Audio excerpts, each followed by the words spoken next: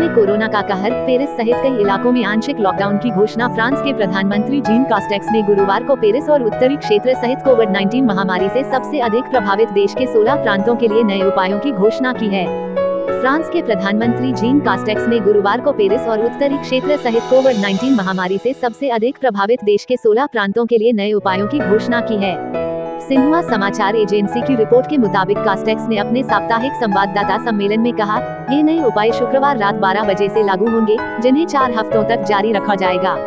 मंगलवार को उन्होंने नेशनल असेंबली में बताया था, वायरस के प्रसार में काफी तेजी आई है। कई अलग अलग वेरिएंट्स के साथ फ्रांस एक तरह से महामारी की तीसरी लहर का सामना कर रहा है। उन्होंने कहा कि फ्रांस के गहन चिकित्सा विभाग में इस वक्त कम उम्र वाले कोविड-19 के मरीजों का उपचार किया जा रहा, जिनमें कोई गंभीर लक्षण नहीं है, और इस वक्त अस्पतालों में मरीजों के रहने की अवधि भी पहले के मुकाबले बढ़ी है। कास्टेक्स ने कहा, देश के 16 प्रांतों में वायरस के प्रसार पर काबू पाने के लिए आवश्यक सामग्रियों की बिक्री से संबंधित व्यवसायों और सेवाओं को खोलने की अनुमति दी जाएगी। नर्सरी, एलिमेंट्री और हाई स्कूल इस दौरान खुले रहेंगे। उन्होंने कहा, इस दौरान आप चहलकदमी के लिए घर से बाहर निकल सकेंगे, बिना किसी समय सीमा के किसी खेल का आनंद ले सकेंगे, लेकिन इसके लिए आपके पास सर्टिफिकेट का होना अनिवार्य होगा और घर से 10 किलोमीटर के दायरे में ही रहना होगा। गुरुवार को फ्रांस में बीते 24 घंटे में कोविड-19 के 34,998 नए मामलों की पुष्टि हुई है।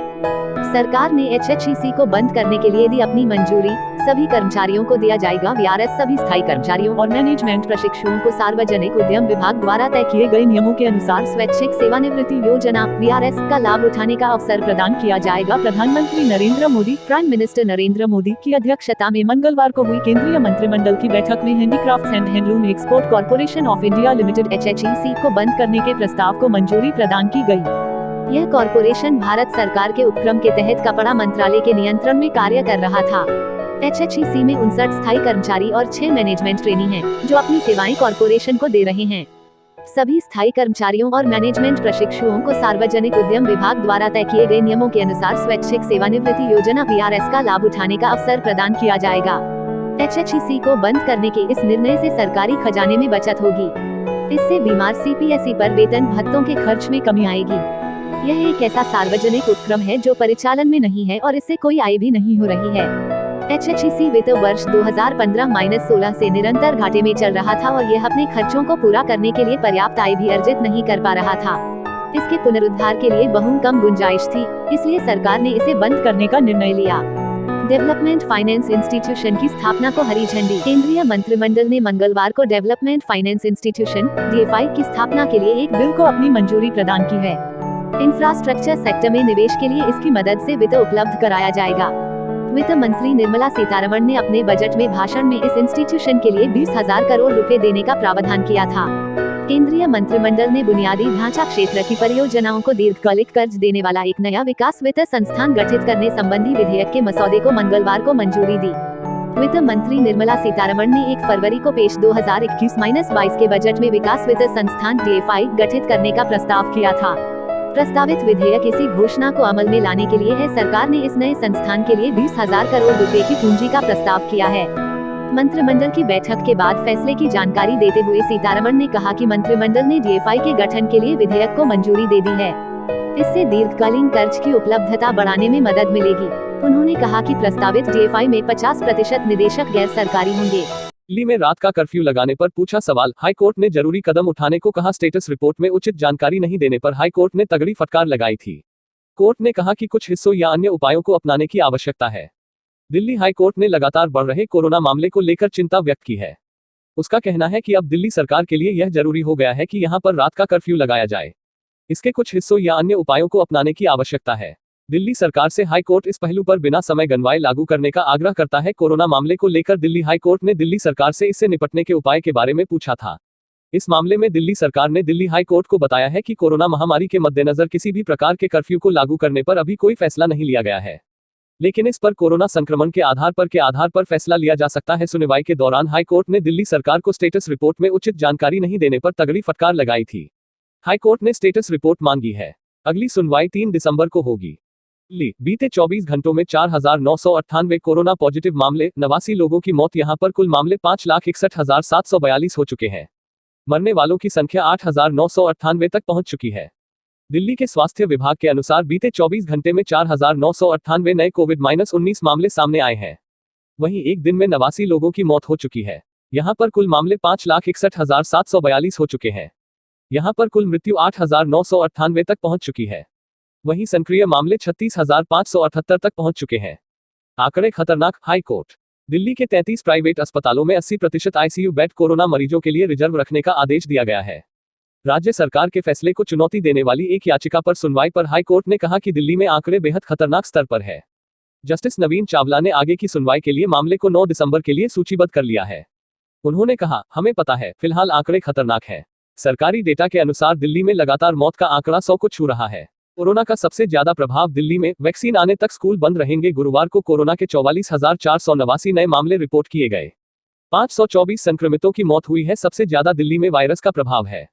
यहां संक्रमितों की संख्या 5,45,787 हो गई है। महाराष्ट्र में 65, पश्चिम बंगाल में 51 हुई है। देश में एक्टिव केस 4,52,344 है। कोरोना वायरस की दूसरी लहर अमेरिका समेत कई देशों में शुरू है। देश में भी दिवाली के बाद से कोरोना के नए मामलों में लगातार वृद्धि जारी है। गुरुवार को कोरोना के 44,489 नए मामले रिपोर्ट किए गए। 524 संक्रमितों की मौत हुई है। सबसे ज्यादा दिल्ली में वायरस का प्रभाव है। यहां संक्रमितों की संख्या 5,45,787 हो गई है। 24 घंटे में सबसे ज्यादा 99 मौतें दिल्ली में हुई हैं। इसके बाद महाराष्ट्र में 65, पश्चिम बंगाल में 51 हुई है। देश में एक्टिव केस 4,52,344 है। कुल संक्रमितों का 4.88% है। 60.72% नए केस। 6 राज्यों से केरल में कोरोना संक्रमण के सबसे ज्यादा 6,491 नए मामले आए हैं। महाराष्ट्र में 6,159 व दिल्ली में 5,246 मरीजों की पुष्टि हुई है। देश में 44,489 नए मामलों का 60.72% सिर्फ 6 राज्यों से है। वैक्सीन आने तक दिल्ली में स्कूल बंद। दिल्ली के स्वास्थ्य मंत्री सत्येंद्र जैन का कहना है कि कोरोना वैक्सीन आने तक दिल्ली के सभी सरकारी स्कूल बंद रहेंगे। स्कूल उसी स्थिति में खोले जाएंगे जब स्थिति पूरी तरह से नियंत्रण में होगी। जैन ने कहा कि फिलहाल दिल्ली में सरकारी स्कूल खोले जाने की कोई स्थिति नहीं है। उन्होंने आशा जताई कि कोरोना की वैक्सीन जल्द आ सकती है। किसान आंदोलन। दिल्ली की सीमाएं सील। सीआरपीएफ तैनात। पुलिस ने दिल्ली से लगती सीमाओं पर चौकसी बढ़ा दी है। दिल्ली मेट्रो ने भी सतर्कता के लिहाज से एडवाइजरी जारी की है। प्रदर्शनकारियों को दिल्ली में प्रवेश की इजाजत नहीं। कृषि संबंधी कानूनों के विरोध में बड़ी संख्या में पंजाब के किसान दिल्ली के पास पहुंच गए हैं। कृषि कानूनों के खिलाफ किसानों के आंदोलन को देखते हुए दिल्ली फरीदाबाद की सीमाएं सील कर दी गई हैं। बड़ी संख्या में सीआरपीएफ के जवान और पुलिसकर्मियों को सुरक्षा के लिहाज से तैनात किया गया है। दिल्ली पुलिस को भी सुरक्षा के लिहाज से सतर्क रहने को कहा गया है। बताया जा रहा है कि किसान दिल्ली पहुंचने में सफल रहे तो इसका असर दिल्ली मेट्रो सेवा पर भी हो सकता है। कृषि कानूनों के खिलाफ है किसान। बता दें कि केंद्र सरकार द्वारा कृषि कानूनों के खिलाफ मार्च निकालते हुए किसान दिल्ली आ रहे हैं। मोदी सरकार के नए कृषि कानूनों के खिलाफ पंजाब और हरियाणा के किसान एक साथ बुधवार को दिल्ली पहुंच रहे हैं। वहीं किसानों के दिल्ली चलो मार्च को विफल बनाने के लिए बुधवार को हरियाणा ने पंजाब से सटे अपनी सीमा पर अवरोधक लगा दिए हैं। पड़ोसी राज्य के साथ बस सेवा को भी निलंबित कर दिया गया है। हरियाणा पुलिस ने किसानों को दिल्ली पहुंचने से रोकने के लिए अंबाला और कुरुक्षेत्र राष्ट्रीय राजमार्ग पर पानी की बौछारों का भी उपयोग किया है। दिल्ली में नाइट कर्फ्यू लगने की तैयारी। केजरीवाल सरकार ने एचसी को दिया यह जवाब। राष्ट्रीय राजधानी दिल्ली में लगातार बढ़ रही कोरोना वायरस मरीजों की संख्या। कोरोना वायरस संक्रमण को देखते हुए दिल्ली में लगाया जा सकता है नाइट कर्फ्यू। नई दिल्ली। राष्ट्रीय राजधानी दिल्ली में कोरोना वायरस इन दिल्ली का खतरा तेजी के साथ बढ़ता जा रहा है। आलम यह है कि केजरीवाल गवर्नमेंट ने दिल्ली के अति व्यस्त और भीड़भाड़ भरे बाजारों को बंद कर दिया है। इसके साथ ही राजधानी में नाइट कर्फ्यू इन दिल्ली लगाने की संभावना भी प्रबल होती जा रही है। गुरुवार को केजरीवाल सरकार ने दिल्ली हाई कोर्ट के सवालों का जवाब देते हुए कहा कि राजधानी में कोरोना की भयावह स्थिति को ध्यान में रखते हुए नाइट कर्फ्यू लगाया जा सकता है। हालांकि अभी इस संबंध कोई निर्णय नहीं लिया गया है। वहीं हाई कोर्ट ने टेस्टिंग बढ़ाने की मांग की याचिका पर सुनवाई करते हुए स्टेटस रिपोर्ट में उचित जानकारी नहीं देने पर दिल्ली सरकार से नाराजगी जताई है। हाई कोर्ट ने केजरीवाल सरकार को फटकार लगाते हुए कहा कि स्टेटस रिपोर्ट में न तो हम बेड की कुल संख्या पढ़ सकते हैं और न ही इससे जुड़ी महत्वपूर्ण जानकारी जो मिटा दी गई है। इसकी प्रिंटिंग भी साफ नहीं है, जिसकी वजह से इसको पढ़ा नहीं जा सकता है। दिल्ली के कोविड हेल्थ केयर सेंटर में बेड्स खाली। हाई कोर्ट ने दिल्ली सरकार से सवाल किया कि कोरोना संकट के बीच भी दिल्ली के कोविड हेल्थ केयर सेंटर में बेड्स खाली पड़े होने का क्या कारण है। इसके साथ ही सरकार ने हेल्थ केयर सेंटर के प्रचार के लिए विज्ञापन का क्या माध्यम अपनाया। इसके जवाब में दिल्ली सरकार ने कहा कि सभी इस संबंध में पूर्व जानकारी दिल्ली फाइट कोरोना वेबसाइट पर उपलब्ध है। यही नहीं, हाई कोर्ट ने दिल्ली सरकार से दूसरे शहरों की तरह नाइट या वीकली कर्फ्यू लगाने के बारे में भी पूछा। इस पर सरकार की ओर से अदालत को बताया कि अभी कर्फ्यू को लेकर कोई निर्णय नहीं लिया गया है, लेकिन आगे कोरोना के हालात बिगड़ने पर कोई फैसला लिया जा सकता है। कोरोना के नियमों का उल्लंघन। इस दौरान हाई कोर्ट ने दिल्ली सरकार से यह भी पूछा कि कोरोना के नियमों का उल्लंघन करने वाले लोगों से वसूली जाने वाले जुर्माने की रकम का क्या किया जा रहा है। उस पैसे का इस्तेमाल अच्छे कामों में किया जाना चाहिए। COVID-19 वैक्सीन, भारत में कोरोना वैक्सीन के टीकाकरण की तैयारी। अब तक का फुल अपडेट। भारत में कोरोना वायरस के केस 91 लाख के पार। कोरोना वैक्सीन पर अब अंतिम चरण में पहुंचा काम। सर्दियां बढ़ते ही भारत में कोरोना वायरस इन इंडिया के संक्रमण में भी तेजी आई है। इसका नतीजा यह है कि देश में COVID-19 के केस 91 लाख के आंकड़े को पार कर गए हैं। इसके साथ ही भारत में corona virus case in India के कारण 1,30,000 लोग काल के गाल में समा चुके हैं। इन हालातों के बीच देशवासियों को COVID-19 की वैक्सीन का बेसब्री से इंतजार है। वहीं केंद्रीय स्वास्थ्य मंत्रालय ने जानकारी दी है कि देश में फिलहाल कोरोना की कई वैक्सीन पर काम चल रहा है और उनका प्रोसेस अंतिम दौर में है। इनमें से फरवरी 2021 तक 2 वैक्सीन भारतीय बाजारों में अपनी उपलब्धता बना सकती है। कोवैक्सीन भारतीय आयुर्विज्ञान अनुसंधान परिषद ICMR और निजी कंपनी भारत बायोटेक के संयुक्त प्रयास से भारत में कोरोना वैक्सीन COVAXIN विकसित की जा रही है। कोवैक्सीन के ट्रायल का तीसरा और अंतिम चरण शुरू हो चुका है। यह स्वदेशी कोरोना वैक्सीन अगले साल फरवरी या मार्च तक देशवासियों के लिए उपलब्ध हो सकती है। एक अनुमान के मुताबिक कोवैक्सीन से जुलाई तक 20 से 25 करोड़ लोगों को सीधा फायदा पहुंचेगा। केंद्रीय स्वास्थ्य मंत्रालय के अनुसार यह भारत की सबसे उन्नत प्रयोगात्मक टीका है। हालांकि शुरुआत में यह वैक्सीन उन लोगों को पहले दी जाएगी जो हाई रिस्क जोन में है। कोविशील्ड सीरम इंस्टीट्यूट ने जानकारी दी है कि एस्ट्राजेनेका COVID-19 से बचाव में 90% असरदार साबित हुई है। आपको बता दें कि सीरम इंस्टीट्यूट भारत में ब्रिटेन की ऑक्सफोर्ड यूनिवर्सिटी के साथ मिलकर कोरोना वैक्सीन विकसित करने पर काम कर रहा है।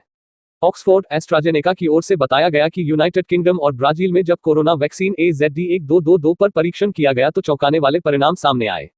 दरअसल वैक्सीन की आधी खुराक में 90% तक असर देखने को मिला, जबकि अगले महीने जब वैक्सीन की पूरी खुराक का परीक्षण किया गया तो यह 62% तक इफेक्टिव देखने को मिली। इसके साथ ही अगले महीने के ट्रायल में वैक्सीन 70% तक असरदार साबित हुई। आपको बता दें कि भारत में यह वैक्सीन महाराष्ट्र के पुणे स्थित सीरम इंस्टीट्यूट ऑफ इंडिया द्वारा विकसित किया गया है। Serum Indian council of medical research ICMR के साथ मिलकर काम कर रहा है। भारत में यह वैक्सीन कोविशील्ड नाम से उपलब्ध होगी। दरअसल Oxford university AstraZeneca corona vaccine candidate को कोविशील्ड के तौर पर जाना जाता है। SII और ICMR मिलकर भारत में 15 अलग अलग केंद्रों में कोविशील्ड के 2/3 मेडिकल परीक्षण में जुटे हैं। बीते 31 अक्टूबर को 1600 लोगों को कोविशील्ड के परीक्षण में शामिल किया था। मॉडर्ना भी एक कोरोना वैक्सीन है जो अगले साल अप्रैल तक भारतीय बाजारों में दिखाई दे सकती है। हालांकि पहले दिसंबर तक इसकी उपलब्धता का दावा किया जा रहा था। ट्रायल के दौरान मॉडर्ना 94.5% तक असरदार साबित हुई है। मॉडर्ना इंक के अनुसार इस वैक्सीन की कीमत प्रति डोज $25 से $37, 1,854 से 2,744 रुपये करीब रखी जा सकती है। हालांकि यह वैक्सीन के ऑर्डर पर भी निर्भर करेगा। जितनी मात्रा में इस वैक्सीन का ऑर्डर मिलेगा उसकी कीमत भी उसी बेस पर तय की जाएगी। कंपनी का दावा है कि यह वैक्सीन कोरोना वायरस को रोकने में 94.5% तक असरदार साबित हुई है। फाइजर इंक की कोरोना वैक्सीन भी ट्रायल की फाइनल स्टेज में है। ट्रायल में सामने आया है कि फाइजर वैक्सीन कोरोना वायरस को रोकने में 95% तक कामयाब है। कंपनी ने दावा किया है कि फाइजर के पास 2 महीने का जरूरी सेफ्टी डाटा है। जानकारी के अनुसार फाइजर दिसंबर 2020 तक वैक्सीन मार्केट में उतार सकती है। भारत ने इस वैक्सीन के 150 करोड़ डोज एडवांस बुक की है। एक मीडिया रिपोर्ट के अनुसार कोरोना वैक्सीन डोज बुकिंग के मामले में भारत दुनिया में तीसरे नंबर पर है। यह रिपोर्ट ड्यूक यूनिवर्सिटी की एक रिसर्च पर आधारित है। रिपोर्ट के अनुसार वैक्सीन खरीद की इस डील में पहले नंबर पर अमेरिका, दूसरे पर EU और तीसरे पर भारत है। गौरतलब है कि कोरोना वायरस की रोकथाम के लिए पूरे विश्व में 150 से ज्यादा कंपनियां वैक्सीन करने में जुटी हैं। भारती सिंह के बाद उनके पति हर्ष लिम्बाचिया को NCB ने किया गिरफ्तार। ड्रग्स लेने की बात कबूली। शनिवार को भारती सिंह के घर पर NCB का छापा पड़ा। तलाशी के दौरान NCB को गांजा बरामद हुआ। पूछताछ के बाद NCB ने भारती सिंह को गिरफ्तार किया। टीवी की popular comedian Bharti Singh drugs मामले में शनिवार को गिरफ्तार हो चुकी हैं। वहीं लंबी पूछताछ के बाद उनके पति हर्ष लिम्बाचिया को भी नारकोटिक्स कंट्रोल ब्यूरो NCB ने गिरफ्तार कर लिया है। दोनों ने पूछताछ में ड्रग्स लेने की बात कबूली है। भारती सिंह और हर्ष का नाम एक ड्रग पेडलर ने पूछताछ के दौरान लिया था, जिसके बाद NCB के अधिकारियों ने शनिवार की सुबह 7 बजे भारती सिंह के लोखंडवाला कॉम्प्लेक्स स्थित घर एवं कार्यालय पर छापा मारा। पूछताछ के बाद भारती को किया था गिरफ्तार। भारती के घर पर 6.5 घंटे तक तलाशी चली, जिसमें NCB को गांजा बरामद हुआ। NCB ने घर पर तलाशी के दौरान भारती और हर्ष से सवाल किए, जिसमें वह सही से जवाब नहीं दे पाए, जिसके बाद NCB ने दोनों को बेलाड एस्टेट स्थित कार्यालय में ले जाकर पूछताछ की। यहां भारती सिंह से करीब 4.5 घंटे तक पूछताछ चली और उसके बाद भारती को गिरफ्तार कर लिया गया। उसके बाद अब उनके पति हर्ष लिम्बाचिया को भी NCB गिरफ्तार कर चुकी है। घर से गांजा हुआ बरामद। NCB के अधिकारी ने बताया कि भारती के घर पर तलाशी मनोरंजन उद्योग में ड्रग्स का कथित सेवन की NCB द्वारा चल रही जांच के तहत ली गई। एनसीबी के जोनल निदेशक समीर वानखेड़े के नेतृत्व में एक टीम ने विशेष जानकारी के आधार पर भारती सिंह के अंधेरी स्थित लोखंडवाला कॉम्प्लेक्स स्थित आवास की तलाशी ली। तलाशी में भारती के घर से 86.5 ग्राम गांजा बरामद किया गया। सोशल मीडिया पर हुआ बवाल। भारती सिंह और हर्ष का ड्रग्स केस में नाम सामने आने के बाद से सोशल मीडिया पर बवाल मचा हुआ है। उनके फैंस को इससे बड़ा झटका लगा है। भारती की लाखों करोड़ों में फैन फॉलोइंग है। ऐसे में कई लोग उनके सपोर्ट में बोल रहे हैं तो कई लोग उनके खिलाफ खड़े हो गए हैं। बता दें कि एनसीबी ड्रग्स मामले में अब तक फिल्म और टीवी इंडस्ट्री के कई सितारों को शिकंजे में ले चुकी है।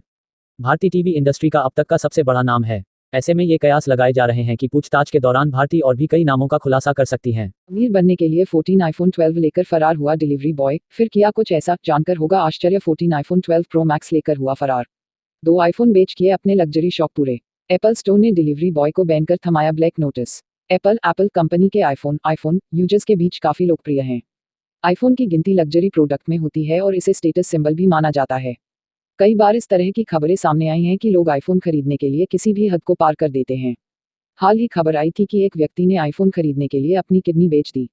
अब एक डिलीवरी बॉय 18 लाख के आईफोन 12 लेकर फरार हो गया। हालांकि पुलिस ने उसे जल्द ही गिरफ्तार कर लिया। डिलीवरी बॉय का डोला ईमान। मामला चीन का है। यहाँ एक डिलीवरी बॉय का आईफोन को लेकर ईमान डोल गया। उसे कुछ आईफोन 12 प्रो मैक्स डिलीवर करने थे, लेकिन वह उन आईफोन्स को लेकर फरार हो गया। बताया जा रहा है कि उन आईफोन्स की कीमत करीब 18 लाख के रुपए है। हालांकि फरार होने के थोड़ी देर बाद ही उसे पुलिस ने गिरफ्तार कर लिया है। डिलीवरी बॉय का नाम टैंक बताया जा रहा है।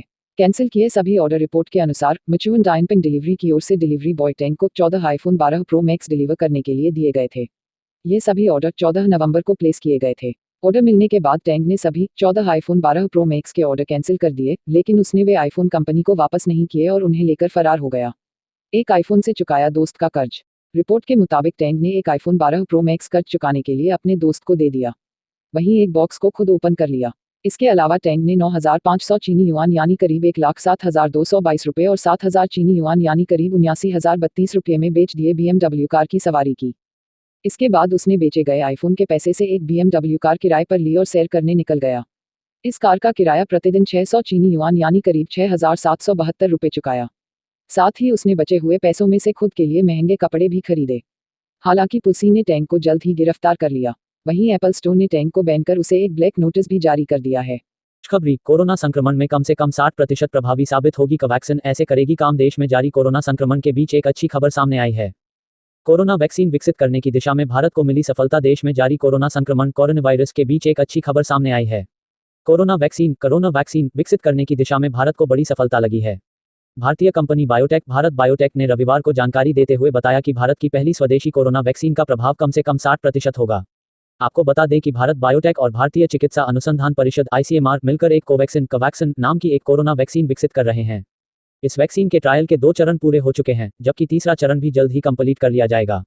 प्रभाव 60% से अधिक होने की भी संभावना। भारत बायोटेक में क्वालिटी ऑपरेशंस के चीफ साइडी प्रसाद के अनुसार विश्व स्वास्थ्य संगठन United States food and drug administration USFDA और भारत के central drug standard control organisation CDSCO ने श्वसन रोग रेस्पिरेटरी डिसीज के टीके को अपनी मंजूरी दे दी है। कंपनी का तो यहां तक कहना है कोरोना वैक्सीन के प्रभावीकरण का टारगेट 60% रखा गया है। हालांकि इसका प्रभाव 60% से अधिक होने की भी संभावना है। 26,000 वॉलंटियर्स पर इस दवाई का परीक्षण। भारत बायोटेक ने कोरोना वायरस की वैक्सीन का तीसरा चरण हाल ही शुरू किया है। तीसरे चरण के अंतर्गत देश भर में 25 सेंटर पर 26,000 वॉलंटियर्स पर इस दवाई का परीक्षण किया जाएगा, जिसके बाद 1 साल तक इन वॉलंटियर्स की निगरानी की जाएगी। आपको बता दें कि भारत में कोरोना वायरस का संक्रमण तेजी के साथ बढ़ता जा रहा है। यही वजह है कि देश में कोरोना वायरस के लगभग 91 लाख मामले सामने आ चुके हैं। पिछले 24 घंटे के बात करें तो देश में 45,000 से अधिक कोरोना के मरीज मिले हैं। कोरोना वायरस का सबसे ज्यादा असर राष्ट्रीय राजधानी दिल्ली में देखने को मिला है, जो बीते एक दिन में 5,879 मरीज कोरोना पॉजिटिव पाए गए हैं। 50,000 से कम एक दिवसीय नए मामले। भारत में रविवार को लगातार 15वें दिन कोविड-19 के 50,000 से कम एक दिवसीय नए मामले दर्ज किए गए, जिनके साथ संक्रमण के कुल मामले 90,95,806 हो गए। केंद्रीय स्वास्थ्य एवं परिवार कल्याण मंत्रालय ने रविवार को ये जानकारी दी। स्वास्थ्य और परिवार कल्याण मंत्रालय के द्वारा जारी आंकड़ों के अनुसार देश में पिछले 24 घंटों में 45,209 नए मामले दर्ज किए गए। इसके साथ ही 43,493 से अधिक रोगियों को रिकवरी के बाद छुट्टी दे दी गई। देश में सक्रिय मामलों में कुल संख्या 4,40,962 है। इस बीमारी से अब तक 85,21,617 लोग ठीक हो चुके हैं। पीएम मोदी का बड़ा बयान, कहा कोरोना वैक्सीन कब आएगी ये हम तय नहीं कर सकते। कोरोना को लेकर सब कुछ वैज्ञानिकों के हाथ में। हम किसी को राजनीति करने से नहीं रोक सकते। प्रधानमंत्री नरेंद्र मोदी ने सोमवार को 2 चरणों में सभी राज्य के मुख्यमंत्रियों से कोरोना महामारी के मुद्दे पर बातचीत की। मुख्यमंत्रियों के बातचीत में उन्होंने बड़ा बयान दिया है। पीएम मोदी ने कहा कि हम यह तय नहीं कर सकते कि कोरोना वैक्सीन कब आएगी। इसका निर्धारण देश के वैज्ञानिक ही कर सकते हैं।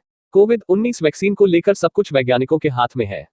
उन्होंने ये भी कहा कि कोरोना को लेकर हमारा बेहतर प्रयास जारी है, लेकिन हम इस मुद्दे पर किसी को राजनीति करने से रोक नहीं सकते। वैक्सीन वितरण को लेकर मांगी जानकारी। दरअसल पीएम नरेंद्र मोदी ने देश भर में कोरोना वायरस संक्रमण के बढ़ते मामले को देखते हुए आज सभी राज्यों के मुख्यमंत्रियों से बातचीत की है।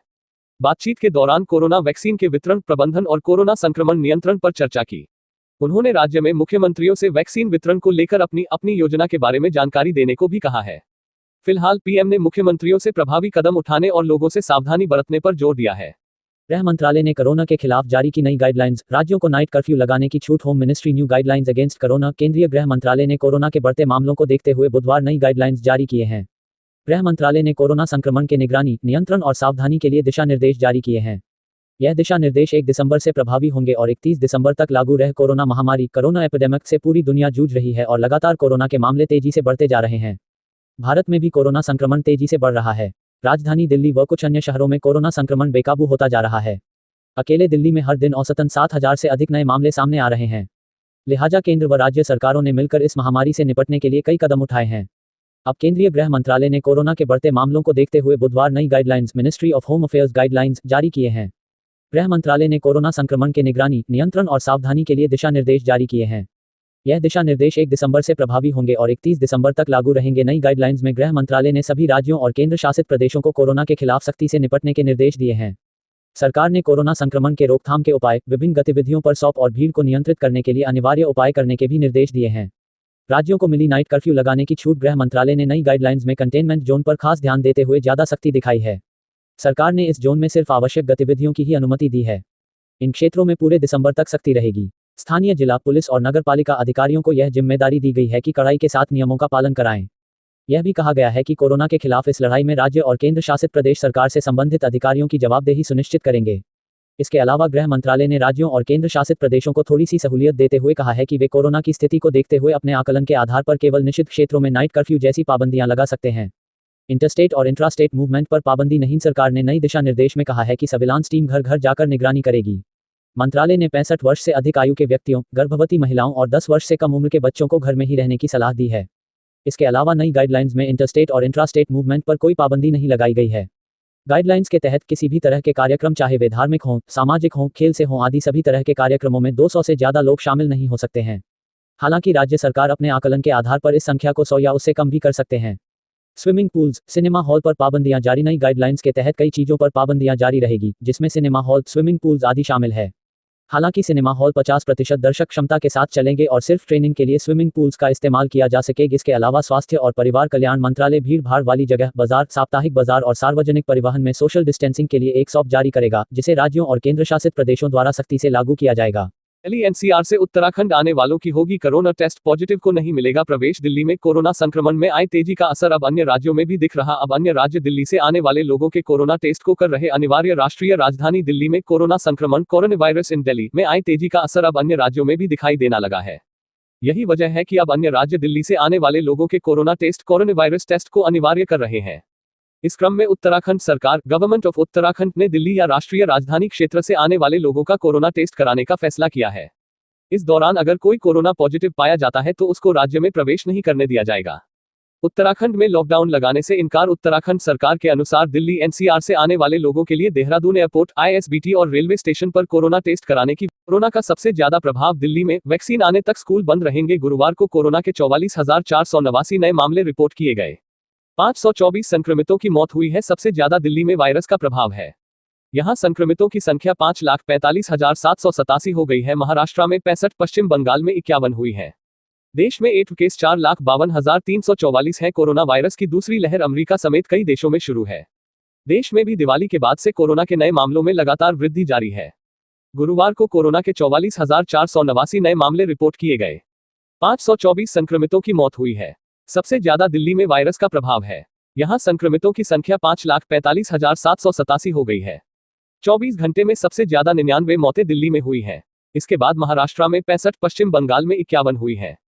देश में एक्टिव केस 4,52,344 है। कुल संक्रमितों का 4.88% है। 60.72% नए केस 6 राज्यों से। केरल में कोरोना संक्रमण के सबसे ज्यादा 6,491 नए मामले आए हैं। महाराष्ट्र में 6,159 व दिल्ली में 5,246 मरीजों की पुष्टि हुई है। देश में 44,489 नए मामलों का 60.72% सिर्फ 6 राज्यों से है। वैक्सीन आने तक दिल्ली में स्कूल बंद। दिल्ली के स्वास्थ्य मंत्री सत्येंद्र जैन का कहना है कि कोरोना वैक्सीन आने तक दिल्ली के सभी सरकारी स्कूल बंद रहेंगे। स्कूल उसी स्थिति में खोले जाएंगे जब स्थिति पूरी तरह से नियंत्रण में होगी। जैन ने कहा कि फिलहाल दिल्ली में सरकारी स्कूल खोले जाने की कोई स्थिति नहीं है। उन्होंने आशा जताई कि कोरोना की वैक्सीन जल्द आ सकती है। किसान आंदोलन। दिल्ली की सीमाएं सील। सीआरपीएफ तैनात। पुलिस ने दिल्ली से लगती सीमाओं पर चौकसी बढ़ा दी है। दिल्ली मेट्रो ने भी सतर्कता के लिहाज से एडवाइजरी जारी की है। प्रदर्शनकारियों को दिल्ली में प्रवेश की इजाजत नहीं। कृषि संबंधी कानूनों के विरोध में बड़ी संख्या में पंजाब के किसान दिल्ली के पास पहुंच गए हैं। कृषि कानूनों के खिलाफ किसानों के आंदोलन को देखते हुए दिल्ली फरीदाबाद की सीमाएं सील कर दी गई हैं। बड़ी संख्या में सीआरपीएफ के जवान और पुलिसकर्मियों को सुरक्षा के लिहाज से तैनात किया गया है। दिल्ली पुलिस को भी सुरक्षा के लिहाज से सतर्क रहने को कहा गया है। बताया जा रहा है कि किसान दिल्ली पहुंचने में सफल रहे तो इसका असर दिल्ली मेट्रो सेवा पर भी हो सकता है। कृषि कानूनों के खिलाफ है किसान।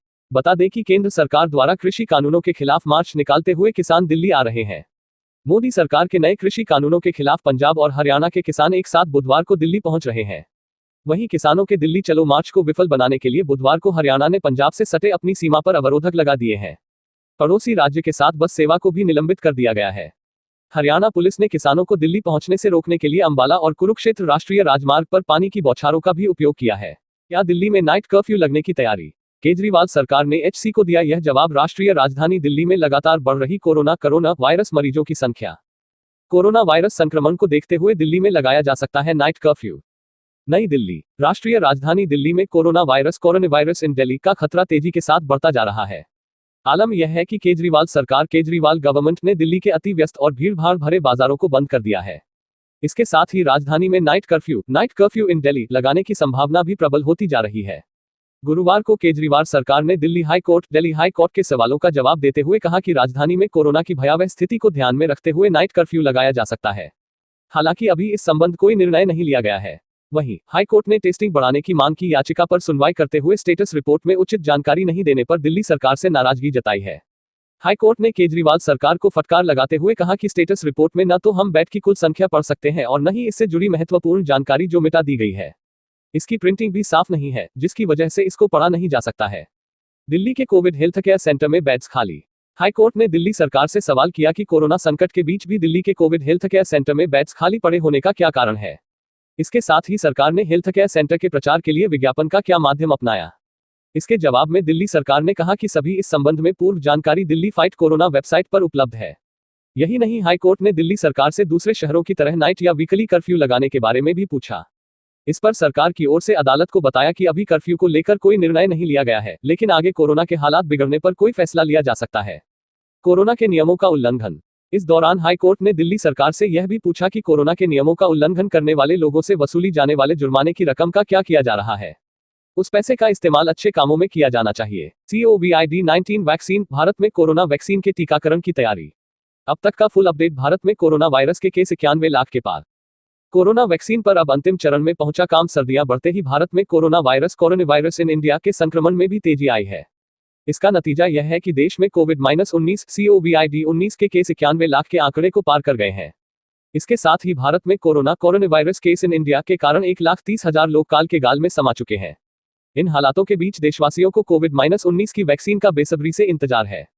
वहीं केंद्रीय स्वास्थ्य मंत्रालय ने जानकारी दी है कि देश में फिलहाल कोरोना की कई वैक्सीन पर काम चल रहा है और उनका प्रोसेस अंतिम दौर में है। इनमें से फरवरी 2021 तक 2 वैक्सीन भारतीय बाजारों में अपनी उपलब्धता बना सकती है। कोवैक्सीन भारतीय आयुर्विज्ञान अनुसंधान परिषद ICMR और निजी कंपनी भारत बायोटेक के संयुक्त प्रयास से भारत में कोरोना वैक्सीन COVAXIN विकसित की जा रही है।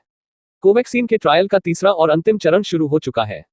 यह स्वदेशी कोरोना वैक्सीन अगले साल फरवरी या मार्च तक देशवासियों के लिए उपलब्ध हो सकती है। एक अनुमान के मुताबिक कोवैक्सीन से जुलाई तक 20 से 25 करोड़ लोगों को सीधा फायदा पहुंचेगा। केंद्रीय स्वास्थ्य मंत्रालय के अनुसार यह भारत की सबसे उन्नत प्रयोगात्मक टीका है। हालांकि शुरुआत में यह वैक्सीन उन लोगों को पहले दी जाएगी जो हाई रिस्क जोन में है।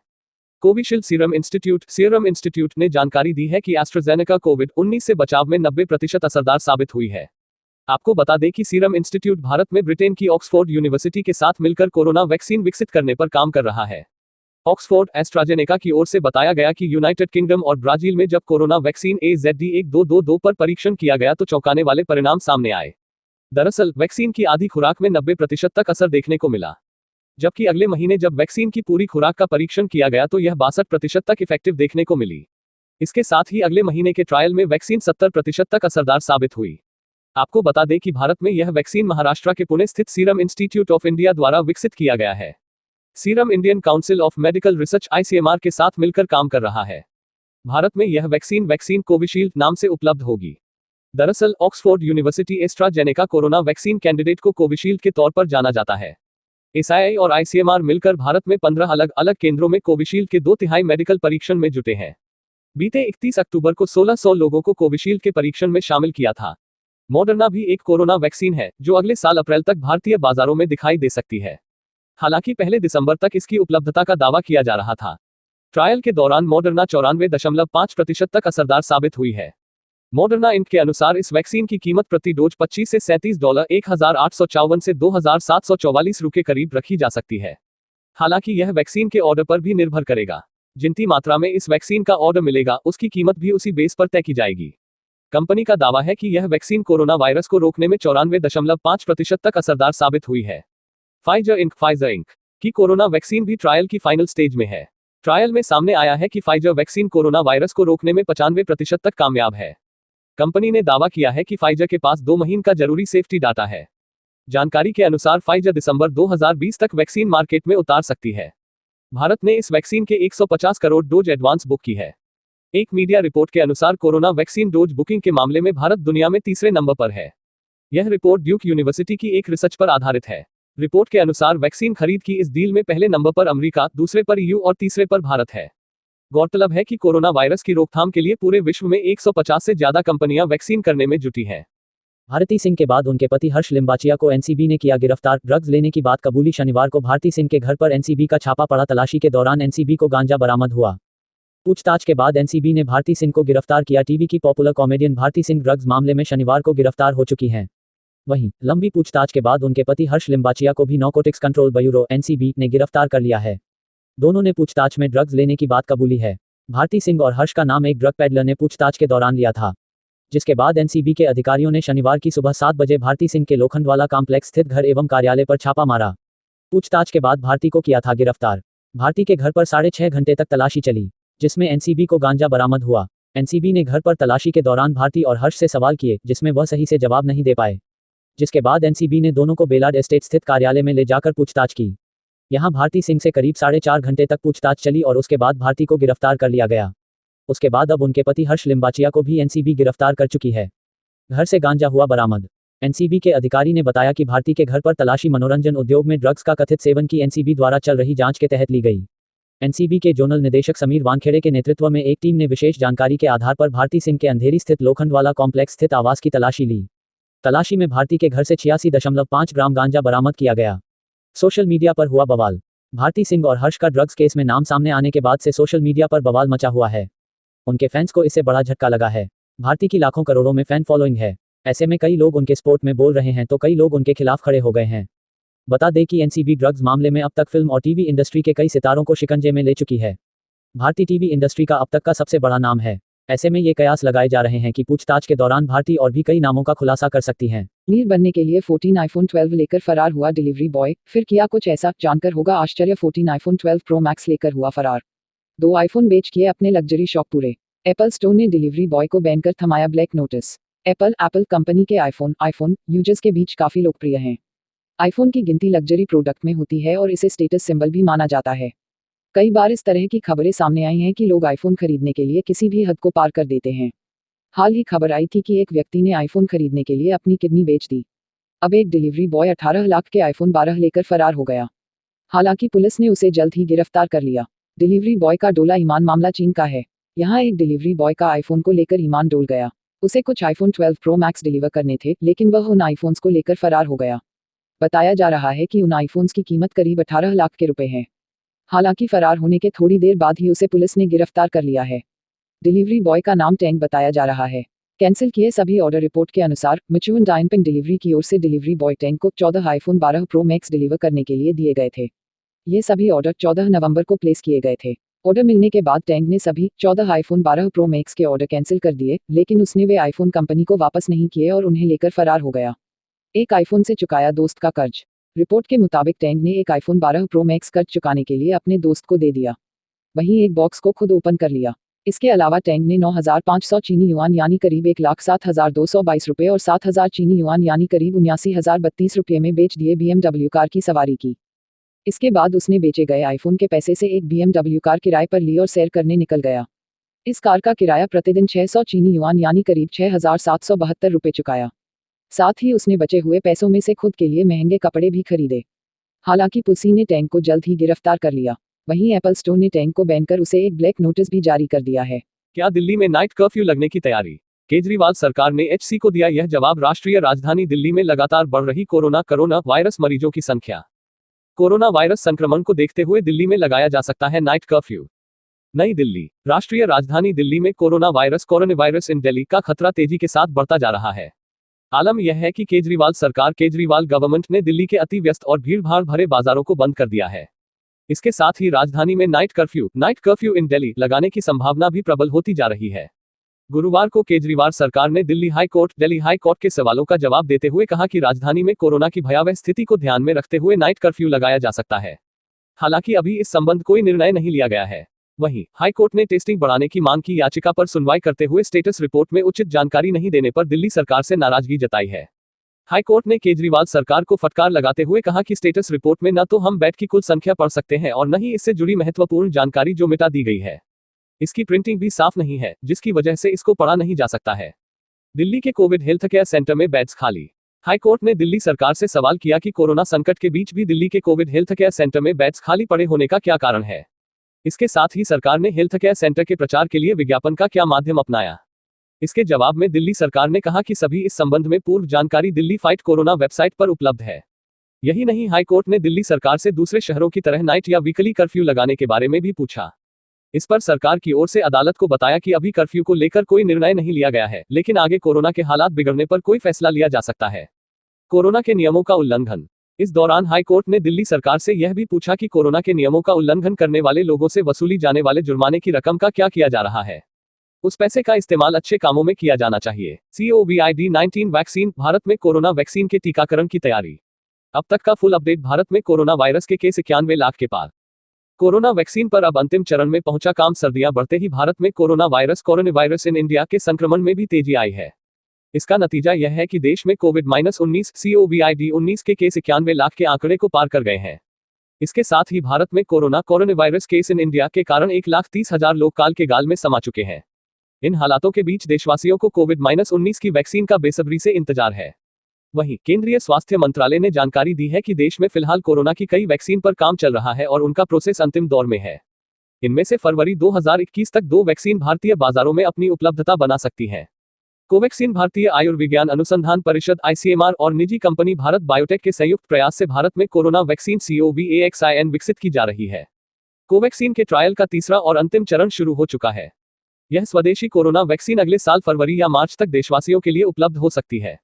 एक अनुमान के मुताबिक कोवैक्सीन से जुलाई तक 20 से 25 करोड़ लोगों को सीधा फायदा पहुंचेगा। केंद्रीय स्वास्थ्य मंत्रालय के अनुसार यह भारत की सबसे उन्नत प्रयोगात्मक टीका है। हालांकि शुरुआत में यह वैक्सीन उन लोगों को पहले दी जाएगी जो हाई रिस्क जोन में है। कोविशील्ड सीरम इंस्टीट्यूट ने जानकारी दी है कि एस्ट्राजेनेका COVID-19 से बचाव में 90% असरदार साबित हुई है। आपको बता दें कि सीरम इंस्टीट्यूट भारत में ब्रिटेन की ऑक्सफोर्ड यूनिवर्सिटी के साथ मिलकर कोरोना वैक्सीन विकसित करने पर काम कर रहा है। ऑक्सफोर्ड एस्ट्राजेनेका की ओर से बताया गया कि यूनाइटेड किंगडम और ब्राजील में जब कोरोना वैक्सीन AZD1222 पर परीक्षण किया गया तो चौंकाने वाले परिणाम सामने आए। दरअसल वैक्सीन की आधी खुराक में 90% तक असर देखने को मिला, जबकि अगले महीने जब वैक्सीन की पूरी खुराक का परीक्षण किया गया तो यह 62% तक इफेक्टिव देखने को मिली। इसके साथ ही अगले महीने के ट्रायल में वैक्सीन 70% तक असरदार साबित हुई। आपको बता दें कि भारत में यह वैक्सीन महाराष्ट्र के पुणे स्थित सीरम इंस्टीट्यूट ऑफ इंडिया द्वारा विकसित किया गया है। Serum Indian council of medical research ICMR के साथ मिलकर काम कर रहा है। भारत में यह वैक्सीन कोविशील्ड नाम से उपलब्ध होगी। दरअसल Oxford university AstraZeneca corona vaccine candidate को कोविशील्ड के तौर पर जाना जाता है। SII और ICMR मिलकर भारत में 15 अलग अलग केंद्रों में कोविशील्ड के 2/3 मेडिकल परीक्षण में जुटे हैं। बीते 31 अक्टूबर को 1600 लोगों को कोविशील्ड के परीक्षण में शामिल किया था। मॉडर्ना भी एक कोरोना वैक्सीन है जो अगले साल अप्रैल तक भारतीय बाजारों में दिखाई दे सकती है। हालांकि पहले दिसंबर तक इसकी उपलब्धता का दावा किया जा रहा था। ट्रायल के दौरान मॉडर्ना 94.5% तक असरदार साबित हुई है। मॉडर्ना इंक के अनुसार इस वैक्सीन की कीमत प्रति डोज $25 से $37, 1854 से 2744 के करीब रखी जा सकती है। हालांकि यह वैक्सीन के ऑर्डर पर भी निर्भर करेगा।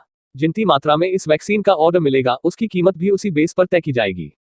कंपनी का दावा है कि यह वैक्सीन कोरोना वायरस को रोकने में 94.5% तक असरदार साबित हुई है। फाइजर इंक की कोरोना वैक्सीन भी ट्रायल की फाइनल स्टेज में है। ट्रायल में सामने आया है कि फाइजर वैक्सीन कोरोना वायरस को रोकने में 95% तक कामयाब है। कंपनी ने दावा किया है कि फाइजर के पास 2 महीने का जरूरी सेफ्टी डाटा है। जानकारी के अनुसार फाइजर दिसंबर 2020 तक वैक्सीन मार्केट में उतार सकती है। भारत ने इस वैक्सीन के 150 करोड़ डोज एडवांस बुक की है। एक मीडिया रिपोर्ट के अनुसार कोरोना वैक्सीन डोज बुकिंग के मामले में भारत दुनिया में तीसरे नंबर पर है। यह रिपोर्ट ड्यूक यूनिवर्सिटी की एक रिसर्च पर आधारित है। रिपोर्ट के अनुसार वैक्सीन खरीद की इस डील में पहले नंबर पर अमेरिका, दूसरे पर ईयू और तीसरे पर भारत है। गौरतलब है कि कोरोना वायरस की रोकथाम के लिए पूरे विश्व में 150 से ज्यादा कंपनियां वैक्सीन करने में जुटी हैं। भारती सिंह के बाद उनके पति हर्ष लिम्बाचिया को एनसीबी ने किया गिरफ्तार, ड्रग्स लेने की बात कबूली। शनिवार को भारती सिंह के घर पर एनसीबी का छापा पड़ा। तलाशी के दौरान एनसीबी को गांजा बरामद हुआ। पूछताछ के बाद एनसीबी ने भारती सिंह को गिरफ्तार किया। टीवी की popular comedian Bharti Singh drugs मामले में शनिवार को गिरफ्तार हो चुकी हैं। वहीं लंबी पूछताछ के बाद उनके पति हर्ष लिम्बाचिया को भी नारकोटिक्स कंट्रोल ब्यूरो एनसीबी ने गिरफ्तार कर लिया है। दोनों ने पूछताछ में ड्रग्स लेने की बात कबूली है। भारती सिंह और हर्ष का नाम एक ड्रग पेडलर ने पूछताछ के दौरान लिया था, जिसके बाद एनसीबी के अधिकारियों ने शनिवार की सुबह 7 बजे भारती सिंह के लोखंडवाला कॉम्प्लेक्स स्थित घर एवं कार्यालय पर छापा मारा। पूछताछ के बाद भारती को किया था गिरफ्तार। भारती के घर पर 6.5 घंटे तक तलाशी चली, जिसमें एनसीबी को गांजा बरामद हुआ। एनसीबी ने घर पर तलाशी के दौरान भारती और हर्ष से सवाल किए, जिसमें वह सही से जवाब नहीं दे पाए, जिसके बाद एनसीबी ने दोनों को बेलाड एस्टेट स्थित कार्यालय में ले जाकर पूछताछ की। यहां भारती सिंह से करीब 4.5 घंटे तक पूछताछ चली और उसके बाद भारती को गिरफ्तार कर लिया गया। उसके बाद अब उनके पति हर्ष लिम्बाचिया को भी एनसीबी गिरफ्तार कर चुकी है। घर से गांजा हुआ बरामद। एनसीबी के अधिकारी ने बताया कि भारती के घर पर तलाशी मनोरंजन उद्योग में ड्रग्स का कथित सेवन की एनसीबी द्वारा चल रही जांच के तहत ली गई। एनसीबी के जोनल निदेशक समीर वानखेड़े के नेतृत्व में एक टीम ने विशेष जानकारी के आधार पर भारती सिंह के अंधेरी स्थित लोखंडवाला कॉम्प्लेक्स स्थित आवास की तलाशी ली। तलाशी में भारती के घर से 86.5 ग्राम गांजा बरामद किया गया। सोशल मीडिया पर हुआ बवाल। भारती सिंह और हर्ष का ड्रग्स केस में नाम सामने आने के बाद से सोशल मीडिया पर बवाल मचा हुआ है। उनके फैंस को इससे बड़ा झटका लगा है। भारती की लाखों करोड़ों में फैन फॉलोइंग है। ऐसे में कई लोग उनके सपोर्ट में बोल रहे हैं तो कई लोग उनके खिलाफ खड़े हो गए हैं।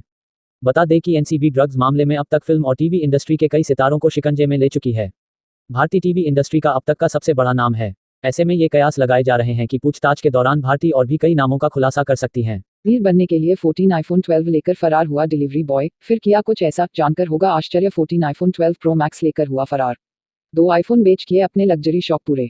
एप्पल स्टोर ने डिलीवरी बॉय को बैन कर थमाया ब्लैक नोटिस। एप्पल कंपनी के आईफोन यूजर्स के बीच काफी लोकप्रिय हैं। आईफोन की गिनती लग्जरी प्रोडक्ट में होती है और इसे स्टेटस सिंबल भी माना जाता है।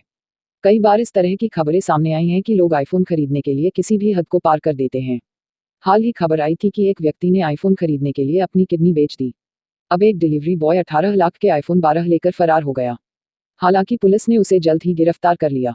डिलीवरी बॉय का डोला ईमान। मामला चीन का है। यहाँ एक डिलीवरी बॉय का आईफोन को लेकर ईमान डोल गया। उसे कुछ आईफोन 12 प्रो मैक्स डिलीवर करने थे, लेकिन वह उन आईफोन्स को लेकर फरार हो गया। बताया जा रहा है कि उन आईफोन्स की कीमत करीब 18 लाख के रुपए है। हालांकि फरार होने के थोड़ी देर बाद ही उसे पुलिस ने गिरफ्तार कर लिया है। डिलीवरी बॉय का नाम टैंक बताया जा रहा है। कैंसिल किए सभी ऑर्डर। रिपोर्ट के अनुसार मिचुअन डायनपिंग डिलीवरी की ओर से डिलीवरी बॉय टैंक को 14 आईफोन 12 प्रो मैक्स डिलीवर करने के लिए दिए गए थे। ये सभी ऑर्डर 14 नवंबर को प्लेस किए गए थे। ऑर्डर मिलने के बाद टैंक ने सभी 14 आईफोन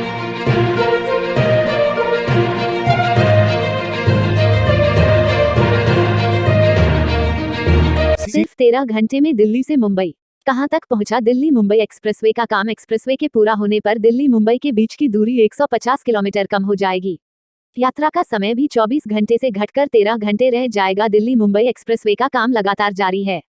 करीब 1261 किलोमीटर का यह प्रोजेक्ट करीब 1 लाख करोड़ रुपए की लागत से बन रहा है।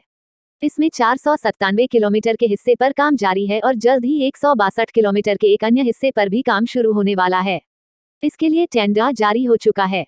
वहीं 569 किलोमीटर हिस्से के लिए बिडिंग की प्रक्रिया जारी है।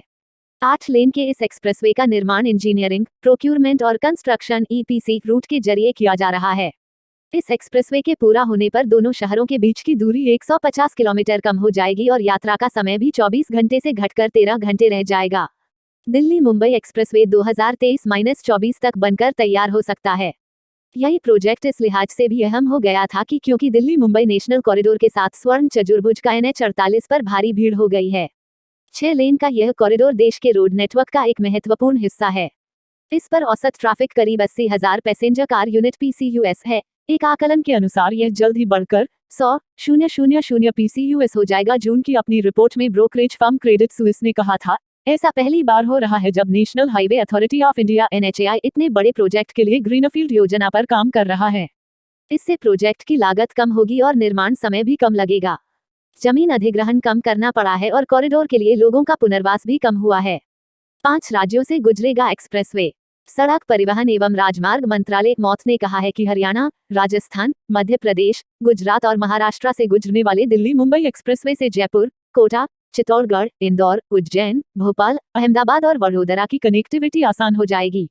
दूरी और समय कम होने से इसका आर्थिक फायदा भी होने की उम्मीद है। एक्सप्रेसवे से दूरी कम होने से लॉजिस्टिक लागत कॉरिडोर पर करीब 8-9% कम होगी और इससे लाइफटाइम करीब 1 लाख करोड़ रुपए की बचत होगी। दूरी, समय और तेल की खपत कम होगी, इससे विदेशी मुद्रा की भी बचत होगी। कॉरिडोर पर नियंत्रित एक्सेस होगा। दोनों तरह 75 एमिनिटीज का एक नेटवर्क खड़ा करने की योजना बनाई गई है जो 50 किलोमीटर के अंतराल पर होगी। सरकार इस 8 लेन का ऐसे निर्माण कराने का प्रावधान लेकर चल रही है जिसे भविष्य में 12 लेन तक बढ़ाया जा सकता है। इसे 120 किलोमीटर प्रति घंटे की रफ्तार से सफर के लिहाज से डिजाइन किया गया है। हर साल 32 करोड़ लीटर तेल की बचत। सड़क मंत्रालय का अनुमान है कि इस एक्सप्रेसवे से करीब 32 करोड़ लीटर तेल की सालाना बचत होगी। वहीं प्रति लीटर 2.68 किलो का CO2 उत्सर्जन मानकर चले तो हर साल 85.7 करोड़ किलो CO2 उत्सर्जन कम होगा। तुलनात्मक नजरिए से देखें तो इतना उत्सर्जन कम करने के लिए 4 लाख पेड़ की जरूरत होगी। इसमें प्रति एकड़ 80 पेड़ होने चाहिए। इसके लिए वन विभाग को करीब 2 लाख हेक्टेयर की आवश्यकता होगी। भारतमाला परियोजना का पहला फेज। दिल्ली मुंबई एक्सप्रेसवे का निर्माण भारतमाला परियोजना के पहले चरण के तहत किया जा रहा है। भारतमाला परियोजना के तहत 34,800 किलोमीटर का राष्ट्रीय राजमार्ग प्रस्तावित है। इस पर काम 2017 से शुरू हो और इसे अगले 5 साल में पूरा करना है। विश्लेषकों का कहना है कि पहला चरण कम से कम 2 साल लेट होगा। रेटिंग एजेंसी ICRA का कहना है कि यह 2025-26 तक पूरा होगा। देश भर में सामान ढुलाई और यात्री परिवहन के लिए भारतमाला परियोजना एक महत्वपूर्ण इंफ्रास्ट्रक्चर प्रोजेक्ट है। मुंबई दिल्ली एक्सप्रेसवे से कम होगी 220 किलोमीटर की दूरी। गडकरी की घोषणा। गडकरी ने बताया कि इस एक्सप्रेसवे मुंबई दिल्ली एक्सप्रेसवे के बन जाने से जहां ट्रैफिक की समस्या से निजात मिलेगी वहीं कंटेनर ट्रैफिक के लिए भी जगह मिलेगी। दिल्ली मुंबई एक्सप्रेसवे घटाएगा 220 किलोमीटर की दूरी।